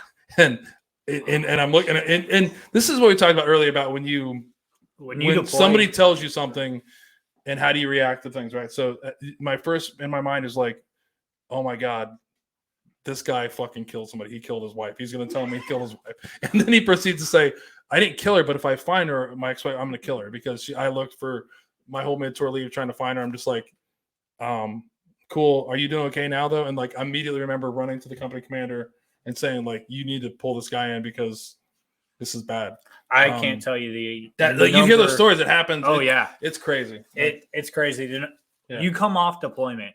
Yeah, and you think your wife is going to be standing there, and you find out she's already sold to her house, and she met Bob down the street, and that's her new husband. I haven't gotten in trouble yet from Jana, but I tell stories. I've been sharing stories, and she hasn't got on me yet about it. But I was getting ready to deploy to Korea, and my next door neighbor, I was living in a duplex after OBC, and my next door neighbor wasn't in school, but he's actually a lawyer and so I'm talking about getting ready to deploy to Korea, and I'm talking to him, and I'm like, hey, here's the deal. Can you do my, redo my will and do my, what is it? Your Power of attorney. Power of attorney. Yeah, I'm losing my mind. Power of attorney. And he's like, I'm talking to him, and like, we're drinking out on the duplex. He's like, cool, man, I'll get you a power of attorney in a couple of days. I'm like, cool, that's awesome. So he brings me a power of attorney, and it's not a general power of attorney. It's like a very specific power of attorney. And it says like, your wife can do this and this, like, and I'm like, what the fuck is this? And he's like, dude, you don't understand, man. You're going to Korea. Like just what you said before, like if you give a general power of attorney, your wife can fucking do everything. And I'm like, dude, you hang out with my wife all the time. He's like, listen, right now I'm being a U.S. Army lawyer, and you're my client, and I'm protecting my client. And so I remember looking at that, so I was like, fuck, yeah, that's right. I'm talking about Jan is not getting no general power of attorney. And like, and then I remember Jana looking. This is how I remember it. She probably remembered like looking at it and looking at this and be like, "What is this?" I was like, "You're allowed to like pay the bills. You're allowed to do this kind of stuff." She's like, "Where's my general power of attorney?" And I'm like, "Yeah, he told me not to do that." And I remember we go outside and his wife is like, we're talking about it, and his wife is like, "You did what?" And he's like, "He's my client. I'm, you know what I mean?" And then like I was like, "Dude, get me a general power of attorney. Like I can't deal with it." So like a day later, general power of attorney, here you go. It's like, get out of it. But no, it's a crazy thing. Like like the deployment. I don't know if it's I don't know if it's good or bad. For me, they won't provide. I did not like this is where I'm gonna get in trouble. At least you know. I was like, for me to survive, and what I did is I detached and I detached. You do stupid things, but I detached, right? That was the only way I could survive. Right. So going back on mid-tour leave, like, yes, actually I wasn't able to do that obviously when I went to Afghanistan, but for Korea it was awful. It was great because I actually got to see my little son be born and spend some time for him, but it also put me into a weird, I don't know if it's good or bad, because it puts you, you're in that mindset, a certain mindset, and it just pulls you out. So for me personally, I wouldn't be too unhappy if I just had to do a year and not see anybody, because I don't know. I wouldn't like coming back in the middle and having to like disconnect and then reconnect and try to do that. But that's not for everybody. Like I wasn't the guy who wrote a ton of letters. I just detached. So I think the mid-tour is good for a lot of people. Not per se for me. Except for you, Ben. It was the best 27 days of my life. I enjoyed coming home halfway through deployment because I got to spend time with my wife. Yeah. And what to make me look bad, Jake? He's like, it's not that you don't want to spend time with your family. It's not that you want to spend time with your family. It's just that I want to spend time I want to be with my family. Everybody in the military not everybody, most people in the military want to be with their family. But it's just that mindset. It's like you have to you get in a mindset where all you want to be is out there working, get it done, and get home. It's a mindset on the aircraft carrier too. You just want to get it done. You don't even want to think about home. And it might seem bad to sit here and say you don't even want to write home, but I know there was days for me where I don't even want to think about home. Yeah. I don't know about you, but for me, my biggest thing on my second deployment, not my first because I wasn't married yet, but my second deployment was watching my wedding video. I can't tell you the amount of times I watched my wedding video just to Dude, Help Jake is me. making me look so bad. I don't think I've watched my wedding video. And at least, like, the 25th was my 24th year anniversary. I probably haven't watched it in 14 years, like, at least. And I was forced to watch it 14 years ago. Thanks, Jake. He's like, you're awful for not wanting to see your family. I watched my wedding video. I don't even know how I would find. I can't even play my wedding video. If it wasn't from my I think it's on mother-in-law. a VHS. I don't even think I can play my recorded wedding video. over it. Janice Are you right sure now. it's not on an 8-track? I swear, it may be on an 8-track. I don't even know how I would be able. Right now, I can tell you right now, I would not be able to play my wedding video. Yeah. And that is an awful. Well, it's a back then you travesty. didn't have Facebook. Mine's on Facebook, where every year I get a nice reminder. It says, "Hey, wedding video." So yeah, I mean, starting tomorrow, I think I'm definitely going to find that tape, figure out how to digitize it. This has Way to to come back. happen. I have a year to make this happen. it's the fourth quarter. Good I job. should be able to watch. I can't imagine. Like, you would like literally want to point watching that. You must love your wife. Either that, I love my wife. Either that or Impractical Jokers. Sure. Like, wedding video and Practical Jokers. I'm in Practical Jokers all the time. I love Impractical Jokers. Although it sucks now that Joe left, but it's all right. Joe left. Yeah, one of the guys left. Where you been, man? Come on, you're Joe too busy. was- You're watching too many wedding videos. Like, stop watching No, I videos. stopped watching TVs. No, it's cool. No, but I think it's interesting. I think it's a great topic we're talking about because it's like, how do you deal with it? And right, wrong, or indifferent. The detachment was me, and it wasn't right. It wasn't fair to a lot of people. No, and that's how I dealt with. That's being how able you to- deal with it. You have Yeah. to deal with it, and Yeah. every person deals with it differently. Yeah. And you get into a mindset where you don't have a choice whether you can just say, "Hey, Captain, I'm done." Yeah. You can't do that. And so you have to learn how you're going to deal with it. And that's the one thing about the military is you got to learn how are you going to deal with it. It's not about you or your family. As bad as that may sound, it's you. You can't just say, "Hey, Captain, I'm done today." That's not a thing. So Yeah. you've got to learn how to separate you and your family and make that work.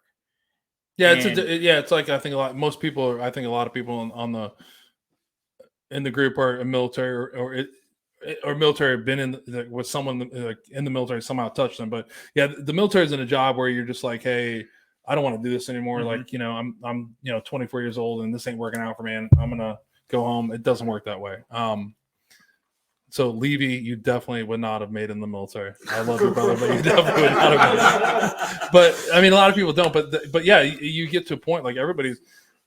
I don't care who you are. Like, I always talk about these things. Like, everyone, you reach that breaking point. It's what makes you go to that next step. I it gets to a probably point try like, to yeah. hang it up Yeah. probably 10, 20 Yeah. times. Easy. Yeah. Because you're over it. You're Yeah. over the 12-hour days. You're over the 15-hour days. You're over the Friday nights working and knowing you got to come back on Saturday night. You're over all that stuff. And all you want to do is be home because you're working Saturday and it's not like your paycheck's changing. Yeah. You're getting the same amount of pay no matter how long you work. Yeah. And so you're like, you can't throw in the towel.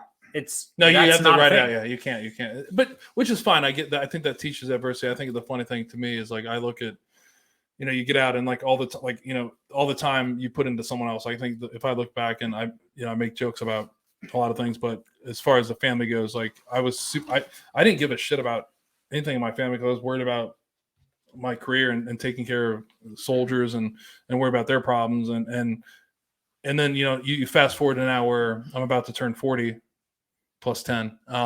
You start to realize those times are what you put your effort into it. It wasn't the best choice, and I think this drives a lot of things that we talk about with how veterans are, and I'm going to say this before that this podcast is very therapeutic for me. I hope it's therapeutic for people that that come on like you, and also the people listening. But there's those things that you regret, like, and it's hard for us to say we regret that. Like, Mhm. it really sucks to say out loud the things you thought because you're in that like when I just said before, I say it jokingly, maybe I'm in a Will Ferrell safety nest, like Don't move on because I got something to say. No, it is. No, I'm not. I think, but that's the point of like this whole thing is like listening to people, however you deal with it. If the families are listening, we do love our family. We do love our kids. It's just, you know, some of us do different things. And I think there's a lot of guilt that we harbor. So my I dad, think we never get over it. My dad, he retired. How many years? He did 24 years, 24, 26, one of the two. Yeah. He retired, and his last duty before I don't know how many Navy ceremonies you've seen, but their last thing before they walk down the aisle and are done, was to re-enlist me. Right. And that meant the most to me because honestly, it was his last duty was to re-enlist me. And I handed him his flag for him to give to my stepmom. And that probably meant the most to me, but there was something that topped that. And that was him to say he regretted how he treated us as a family because he put his career first. Yeah. And for you to acknowledge that, and I might have used the wrong terms there, but just acknowledge is a good word. Acknowledging it and the fact that, hey, I now need to pick up the phone. I don't have an excuse anymore. Yeah. Son, you will get a call every day or every week. Hell, he's got my daughter right now, my 3-year-old. We haven't got to family yet, and we're an hour and a half into this. But he's got my 3-year-old right now. He flew out here, picked her up, and flew her back to Las Vegas. I haven't talked to her in like 2 days. I mean, she has zero care in the world. They're winning the slots. She is not home. Emma, win the slots. Win it for your dad. Win it. Just be like, shh. No. She's on the way. They actually got to Texas today. But they're going to Texas to see my sister. She had a kid, and it's his 1-year-old anniversary or 1-year-old birthday. Yeah. Whiskey's kicking in. Drink more water. Drink more water. Drink more water. Eat more meat. We'll do it after that. Yeah, but anyway, you used to that in the Navy. And for him to acknowledge that he did. He just missed it. Look at that. What did I miss? I said eat more meat. You used to that in the Navy. Oh, it's all right. I eat more chicken. Chick-fil-A. So him acknowledging the fact at his retirement ceremony how much he missed is for us as kids and reflecting on how much my mom and my stepmom did for us was huge because without them, we wouldn't be where we are. And I'm sure without your wife, your kids wouldn't be where they were. No, 100%. I think that's, I don't know. I don't know how to do this. I don't know how to honestly, like to get into like the deep, like professional aspect of it, how to do it. But yeah, there's the things like for your dad to say that. That's what I think a lot of outsiders don't understand. Even people that have served in the military, to acknowledge that you didn't make the right decisions, that you were doing something that you loved. And honestly, that's what I think people forget is like, I talked about this a couple episodes ago. But I think we're wired differently. So there's that difference of things. Like, I think at the time, there's many of us that think like what we're doing, it's a cause that is, it transcends everything. It transcends having a wife. It transcends having children. You're doing your duty. This is what you've always wanted to do. And you're so focused on something. And to be honest with you, I would never change that. That's who I am as a person. Right. But at the time there's what's happening when you're doing that is just all these things that are happening outside of that. You're like tunnel vision. You know what I mean, how many times in your career, I know of easily 12.5 times have you been asked a question, hey, do you want to go do this? And the first thing is not my family. The first thing is, how can that benefit my career?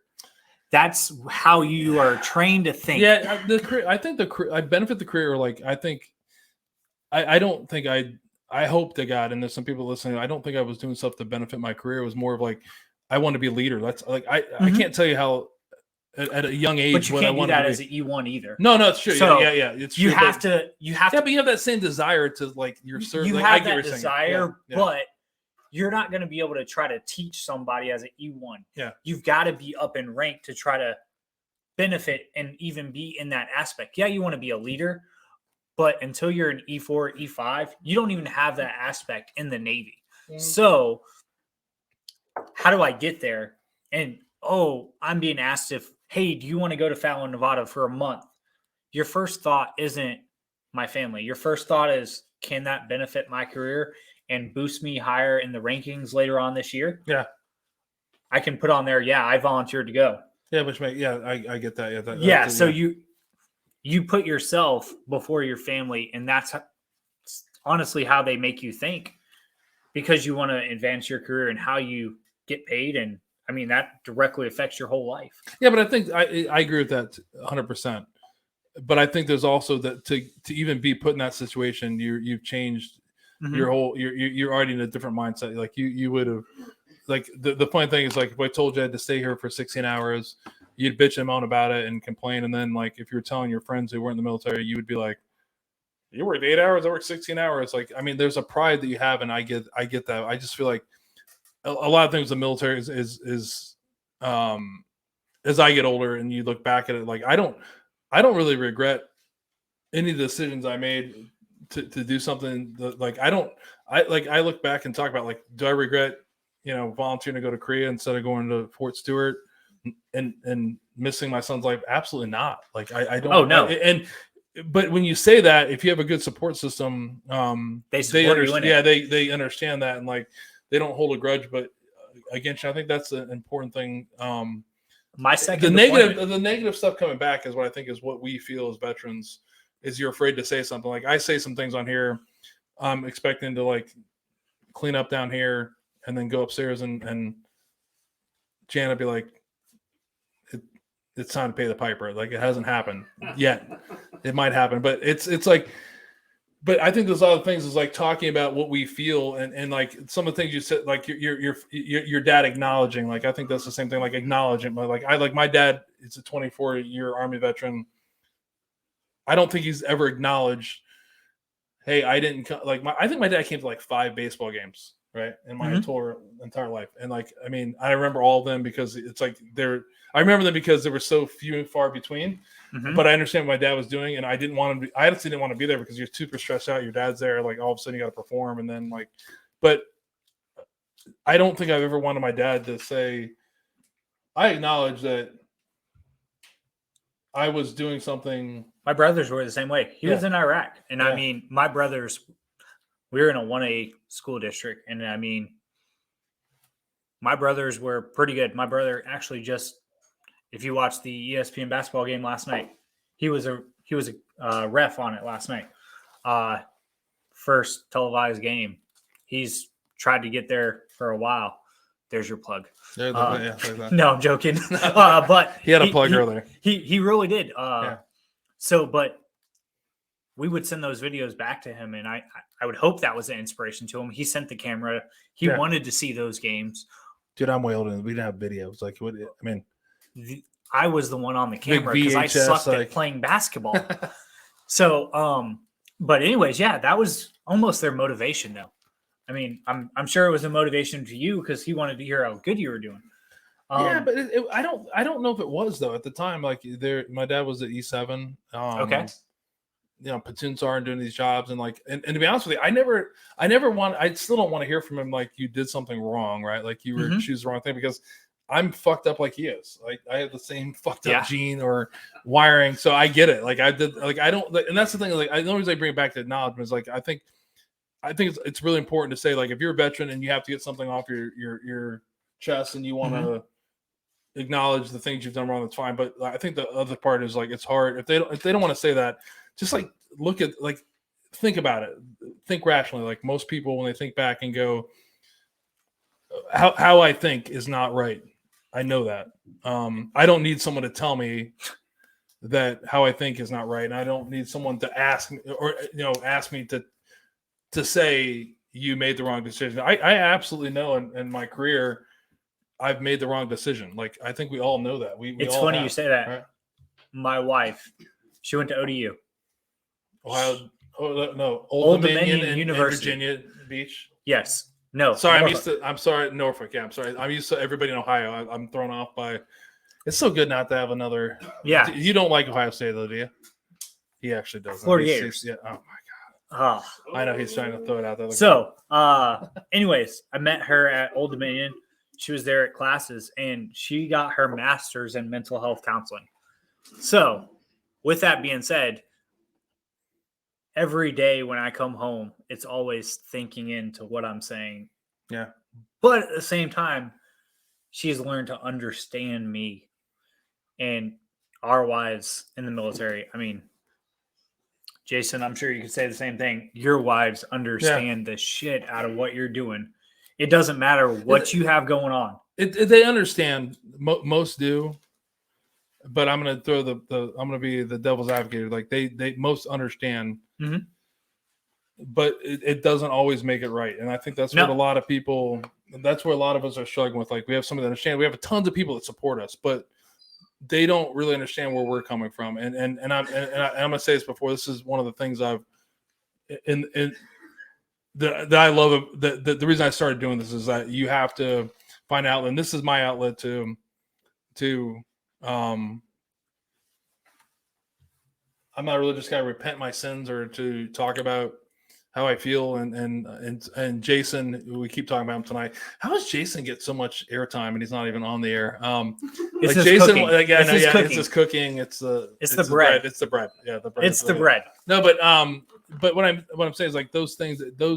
That doesn't always make it right for a lot of people. And there's still like that. It's I don't know what the word is. Like they are accepting, they are forgiving, but we can't forgive ourselves, and that's the one thing I think has to happen is we have to understand ourselves. We have to forgive ourselves for all the things that we have done that don't make sense, and that's hard to sit back and be like, I fucked up. Do I feel bad about this? I absolutely do, because most people.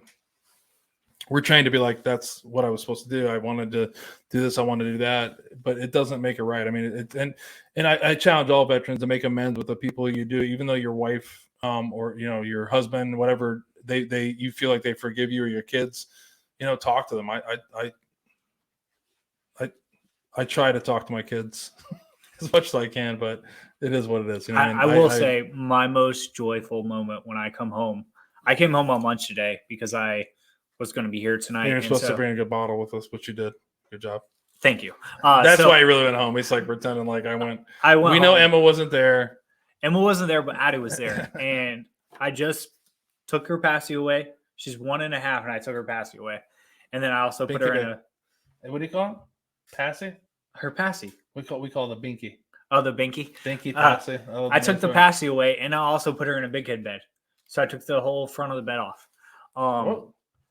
Yeah. Today? No, Sunday. Okay, that's Sunday like big and Monday. moves. You're like, hey, honey, I'm coming home to grab a bottle of whiskey, she was and now you don't have a bed anymore. She was not happy at all. I will say that. But anyway, so I went home today to help put up so her room's complete dark. So it goes on our window. She has blackout shades, but they suck. Blackout? I don't even know. Oh no, I can't sleep at anything without a blackout shade. Really? Yeah, no, my room's got to be pitch dark. You guys are high maintenance, man. I think it's a time of being down under some like water piping in the. So I walked in the door, and the first thing I heard was Daddy, and she ran to me, and that's something that I love now, because in the military, what time did you get home? 7, 8 p.m. or later? 7 or 8. We're not officer in the Navy, dude. Oh wait, you're an officer. That's my yeah, bad. Yeah, definitely. We're home at 4. You were home at 2. Yeah, 3 o'clock. 2:30. Yeah, doing opposite things. Yeah. Versus Dad, with the polo on. Yeah, you were golfing at that time. Yeah. So, anyways, I got home and I loved it. She ran up to me and gave me a hug, and then when I went to leave, it was crying. But that's the stuff that I'd be missing right now if I was still in. So, I'm happy I got out because of that. So. All right, so we're running close to 2 hours, but I have to get in some serious questions here. They're not serious, but I just have to know. So, you guys know, I spoiler alert, the new Top Gun, which was pretty fucking awesome. I thought it was gonna be bad. The first one, the original one, is still better. Mm-hmm. Stop with your ears, guys. Come on, you guys. So I haven't seen the second one. I'll tell you. So the question. So you were working on the FA-18E and F models, right? Correct. That's 2 Super Hornets. So my first question is, what's the difference between a Hornet and a Super Hornet? So the Super Hornet came after the Hornet. That's it. That's okay. So That's there's not, okay. I like kind of is like because Super Hornet sounds way cooler. So then the E and F models, they both is the E the 1-seater and the F is the Correct. 2-seater. So what? So in the movie, cover your guys' ears over there like they're like 4 years. What is it? Earmuffs. Cover it up. Earmuffs. So they're in the movie. There's the E models and the F models. Of course, Tom Cruise is flying E models. So what is the difference? What are the F models doing? What's the difference between those two? So the F model has a person in the back seat. We know that there's two people. Is it? Is it smaller? I love how it's being. He's like Che. One has 1 seat and 2 has. I'm like, I know that. One is the E model 1-seater. F is the 2-seater. What is the different mission between them? So they have a Wizzo, is what they're called. So somebody they have a goose, the weapons. a goose, which is you see that his what they call it? mustache over there. We call it a goose. Like if you're not in the Navy, Okay. So, anyways, they have a goose. right? They go Everyone quack Right. Anyways, but they're able to control all the weapons. They're able to control all the outboard wings and everything on what's on them. But if you're in the E model and you're one pilot, you're doing that by yourself? You're doing that by yourself. So you're telling me the E model pilots are better than the F model pilots because Correct. Oh, wow! He just made a huge statement there. So, if you're in the E model, I'm joking around. Like the E model, which is 1-seater, they're doing it all by themselves, right? Uh-huh. But the F model, there's 2 people. But what's the benefit of that, though? You're more precise. You have somebody paying attention to nothing but the artillery. Okay. So the only thing they don't have precise over is the gun. Everything else is on that Wizzo to control those things. So if you're on an aircraft carrier, Mhm. do the E guys make fun of the F guys? They don't care. You're an officer. You're all together. We make fun of each other. Ohio, don't know. Let's get off the ship together. Let's go drink beer together. No, we talk more shit than you guys do. Oh, I just told you we talk shit all the time. Like, what are you talking about? They talk shit, but they hold hands together, sing Kumbaya. Yeah, we hold hands, Kumbaya. We skip to My Darling, all that kind of stuff. Yeah, but I have the feeling like, because I feel like aviators are. So where the difference is female to male. That's the difference. Okay. And we had this Lieutenant Jensen, was her name. And she was a killer pilot, and her husband was also a killer pilot. But she took the cake. She was awesome as a pilot, and I loved. What took the cake, man? What's that? She was better. Much better. Oh yeah, much better. And so she was flying the E's, and he was flying the F's. It didn't matter what she flew because you can fly both of them. Though. You can fly both. So you're not telling me that. That's I'm asking you. You can fly both. So if it doesn't matter. You can get you can fly both. Someday I'm flying around Goose. Someday I'm not. Yeah. So why didn't you tell me that like 2 minutes ago? When it shaded the whole course of the. I'm sorry, you didn't ask the question right. See, coming from the guy who missed out on 1 point on the ASVAB to be a CB. I love it. No, I'm kidding. No, but so they fly both. So they can fly both. They can fly both.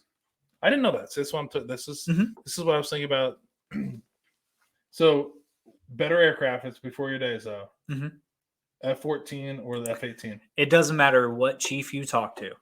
They are taking the F-14 all day. Oh yes, it looks way cooler. All you young people that earmuffs. It doesn't matter who you are. If you're talking to a chief wing, I mean, it's like it looks way better. F-18 Hornet. They're always back in my day. Back in my day on Tomcats. You know, that's their first line to every defense. Is back in my day on Tomcats, we were so much better. No, it didn't matter. That's exactly it's a plane. But I feel like it's different. Like I think I've heard no one say from my days. I'm going to date myself that the M60 tank is better than the M1 tank. That's it. You know, some people will claim that, but I don't know what you're talking I still about. feel like that's what I'm talking about. You're too young to remember those things, but I still am a Tomcat guy. It was great to see it come back in the movie. I'm spoiling. So you're a Tomcat guy because of the movie, dude. It's a kick-ass aircraft. I mean, it's got sweep wings. I mean, it looks better. It's cooler. I mean, more teamwork. Always 2 people in it. I mean, come on. You got Goose looking out for you. Okay. Okay. Obviously, has a problem with the ejection system because learned that in the movie. You know what I mean? I didn't watch the You've never first watched Top Gun Oh my until God. about 2 weeks ago, Oh and my my wife. So Someone here should beat your recently, ass. I've heard that from so many people. my That cousin, you should get your ass beat from that. Like, I mean, how do you No. know? 2 weeks ago is the only time you watched Top my Gun. cousin came home and she was like, Jake, I want to be a pilot. And I'm like, what do you mean you want to be? I just saw Top Gun 2. I'm gonna be a pilot. If you want to be a pilot, you watch. What was the? Don't watch Top Gun. Officer and Gentleman. And That's anyway, what she came home and she was like, I want to be a pilot. And I'm like, okay, let's talk about this. So we talked about it. I'm like, it's not all the movie is about. If you want to, You wouldn't know because you only watched it 2 weeks ago. I mean, she was talking to me about Top Gun 1. All right. I told her I didn't watch Top Gun 2. But I was like, seriously, if you want to do it, like, I'll take you on a base. We'll go look at planes. Like, it's fun to look at and just understand. And I mean, so have you seen Top? You haven't seen Top Gun 2 yet. I've not seen Top Gun 2. God, But it's when I saw that do know before. people who are on the set. No, I will tell you the cinematography, Top Gun 2. I will say pretty that from everybody who was on that ship, Tom Cruise, I'm sorry if you're watching this, but Yeah, he he's was a definitely watching. complete Tom's one of the 4 people asshole watching. to everyone on the ship. That is probably single-handedly the best line ever. Tom Cruise, if you're watching this, But I knew a few of the people who were on the ship when they were shooting the movie, and they just said he was not a pleasant guy to deal with. And it's a movie star, but I mean, you can be a movie star or not. yeah, Don't be a dick. But I agree. I agree, but disagree. So I think you're absolutely putting something in front of people that normally wouldn't like. Like I watch, like if you watch it, the fun thing. Yeah, give him chicken tenders. Give him no, corn but dog. but I think if you watch it, you honestly watch. No, it. I mean, make him and feel you like talk- me. Yeah, but they're not us. I mean, if you're gonna be that kind of thing, like so, Tom, I get it. if you're watching Tom, forgive Jake real quick about it. Miles, I think you did better than your dad. But no, Val Kilmer, if you're watching too, sorry that they had to, voice you in. I'm sorry about your health issue. Like, I love that he said that. That's the best line ever. But I think they're promoting the military. That's Yeah, they are. It is a ploy. How many whiskey bottles do you have in your collection that are military based off of old like posters? Please tell me you don't have any. like old posters. No, Like, man. the old recruiting posters? Yeah, but it's a different time. Like, I think, I mean, We're talking about whiskey bottles right now. but whiskey, I mean, military themed whiskey bottles, probably we have 1, 2, maybe like 8, but that's not why I bought them. I mean, You're not a tater head? no, Okay, good. I'm not either. but there's some, you have some bottles that, but I think like you like, honestly, if you've ever met a movie star, I doubt many people are going to be like, they're nice people. They're not. They're who they are. But I just feel like if you watch the movie, both the movies, you feel good about what you're doing. If they made guys and gals enlist in the Navy so they can hang off the If side they of an get some aircraft more carrier people, to paint it, I'm all for it. I'm all for it. Yeah, it's a different thing. But so now this is I didn't have this question, but now you're talking about. So you literally only saw Top Gun, the original Top Gun, 2 weeks ago. Correct. So top 5 military movies of all time.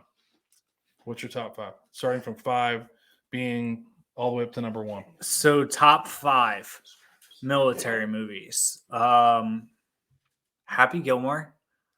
Come on. No, Seriously, what's your military seriously movie? though, I don't watch movies. I really don't. So I can't. Talladega Nights has got to be on the top of it. So Days of Thunder. Number one favorite military movie. You've had watched enough movies that your number 1 military movie. I don't know that I've ever watched a military movie. Seriously. You watched Top Gun. Okay, I watched Top It's Top Gun number 1. Then Top Gun's got to be Original number 1. Top Gun is number 1. Look at that, everybody. Look at that. Wow. But yeah, no, I really don't watch movies. I watch NASCAR and I watch college football. That's my thing. UFC. If anybody's in Columbus and watches UFC, hit me up. I Love watching UFC. Jake does like a lot of sports. He's big in. He loves hockey. Big CBJ fan. Yes. So I'm actually really excited this year. I used to be a Flyers fan, but then I moved here, and you got to change teams. Trader. No, you don't. So I was a Flyers fan You as never a can kid. change. Like I'm a New No, Yorker. Like I'm a Rangers fan. I was a fan as a kid, and only because I liked their logo. I was like 6 when I chose them. Then you stick with it. When you're 6, you have no choice. You ride it out because your No. parents told you. Like if my kids are, regardless of what they think, believe, or want to do, they're Yankees fans. Like there's no choice. Like there's no like if you're not a Yankees fan, then it's gonna suck being you. Like in the will, it's definitely gonna. It's gonna Is that sit it? out. I And mean, so I'm a season ticket holder, and last year I went to a lot of games, and it was a good time, and I got to learn the team. And I think this coming year, I mean, we got Johnny Hockey now. No, Columbus Blue Jackets is great. I mean, I'm a Rangers fan at heart, but CBJ is the only. Why didn't you buy any tickets then? The Blue Jackets are the only team. Look, I have no time, dude. Like seriously, I Time? mean, like time. Yeah, what's time? Yeah, Yeah, right. 16. How many hours in the day? Game starts at 7 p.m. Dude, Puck drop about 7:14. I wish my life was that easy. But no, I love the Blue Jackets is the only team in Ohio that I actually like. Oh, okay. I can't get on the Ohio State bandwagon. I'm not an Ohio State fan. My wife is. You should divorce her. No, I'm kidding. Do you have tickets though? Huh? You have tickets to that? To Ohio State? No. Brandon Smith does though.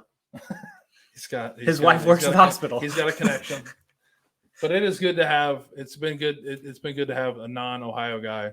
So we haven't, we missed half the trip. But we talked about come back to Ohio. You came back for your wife, Mhm. which is where she's from originally, which is pretty cool. And admirable. Yeah. Ohio's a great place. I make a joke. The only thing that's bad about Ohio is Ohio State fans, right? That's probably the number one. But the snow. The snow. It snows like 4 days. That's it. 4 days last year? Dude, the worst thing about Ohio State fans. That's it. And Michigan, the week they play Michigan, where all of a sudden we forgot a letter in the alphabet. I don't understand that. X and shit out. It's like, come on, I'm a dude. Florida fan at heart, and I've went to a few games out of state. And last year I went to Kentucky. We should not have lost that game, but we lost it because of the fans. The fans are what makes the game. And that's what I love about college football. Yeah, it's not about how many players you can pay. I mean, now it's because of NIL, but I get it. I think Mhm. there's nothing wrong. Like, I just feel like Ohio is that state where the professional teams, Mhm. they're not that good. I mean, like, we got the Guardians, the Indians for the older people, Indians. Like, you got the Reds, awful. You know what I mean? I tell you what, if we make the playoffs, You this got year the as a hockey Browns. We team- don't even talk. I don't know how the Browns are a professional football team. Yeah. They're awesome games to go to, though. Tailgate. If you go up to Cleveland, It doesn't it's matter the best where tailgates we've had. It doesn't matter where you tailgate in the state of Ohio, though. But I don't know that there's a bad tailgate in the U.S. Name one, please. Tailgating is just amazing. But tailgating is nothing about other than just getting hammered drunk. And I thought that's what we're here for. yeah, but you can't even remember the game. Like I have a mixed feelings about it. You're bringing up some things that have deep beliefs. Like you go to a tailgate, you get hammered by the first quarter, you can't even remember your name. So I went to and you paid an astronomical amount for these season tickets. I went to the Orange Orange Bowl. Then you Bowl. go back and you're just like you get hammered. Tailgating is the food. Tailgating food, 100%. I mean. I went to the Orange Bowl in Miami, and I had a buddy who was there, and he was passed out. And it was the Orange Bowl. It was a playoff game in the playoff format. He's passed out. Yep. I was like, "What are you doing right here?"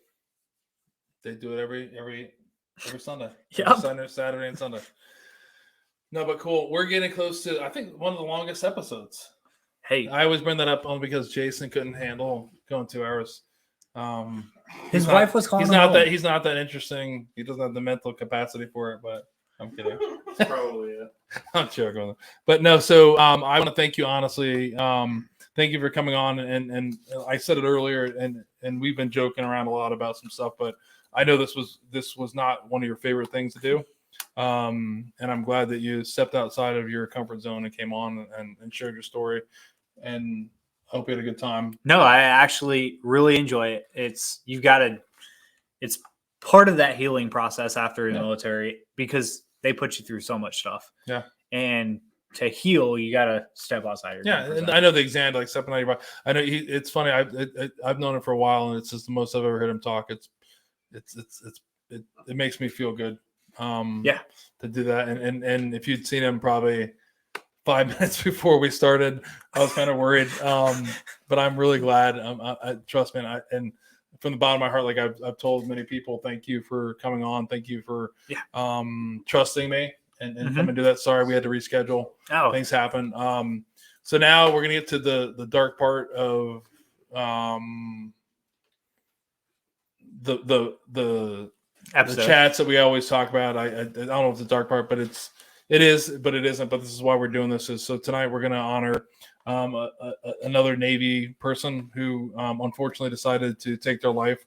Tonight we're gonna honor Retail Service Specialist 3rd Class Michael Rayshawn Sharp, 23. Michael took his life on April 9th, 2002 in Portsmouth, Virginia, while he was assigned to the USS George Washington. Michael joined the Navy in 2000 to follow in the footsteps of several relatives, including his great-grandfather. He got married in 2021 and had plans to buy a house and raise children with his wife. Michael was loved by many, and he touched the hearts of all that he came across. His hobbies included dancing, cars, and making videos. He especially loved playing pool and cutting hair in the ship's barbershop. The reason I chose him and talked about him is I didn't know that at the time, but you actually served on the George Washington, right? No, so I thought you said that earlier. No, I served on the Truman, the Eisenhower. Okay, got it, cool. But I did work in the ARO. Yeah. So it does tie to me somehow.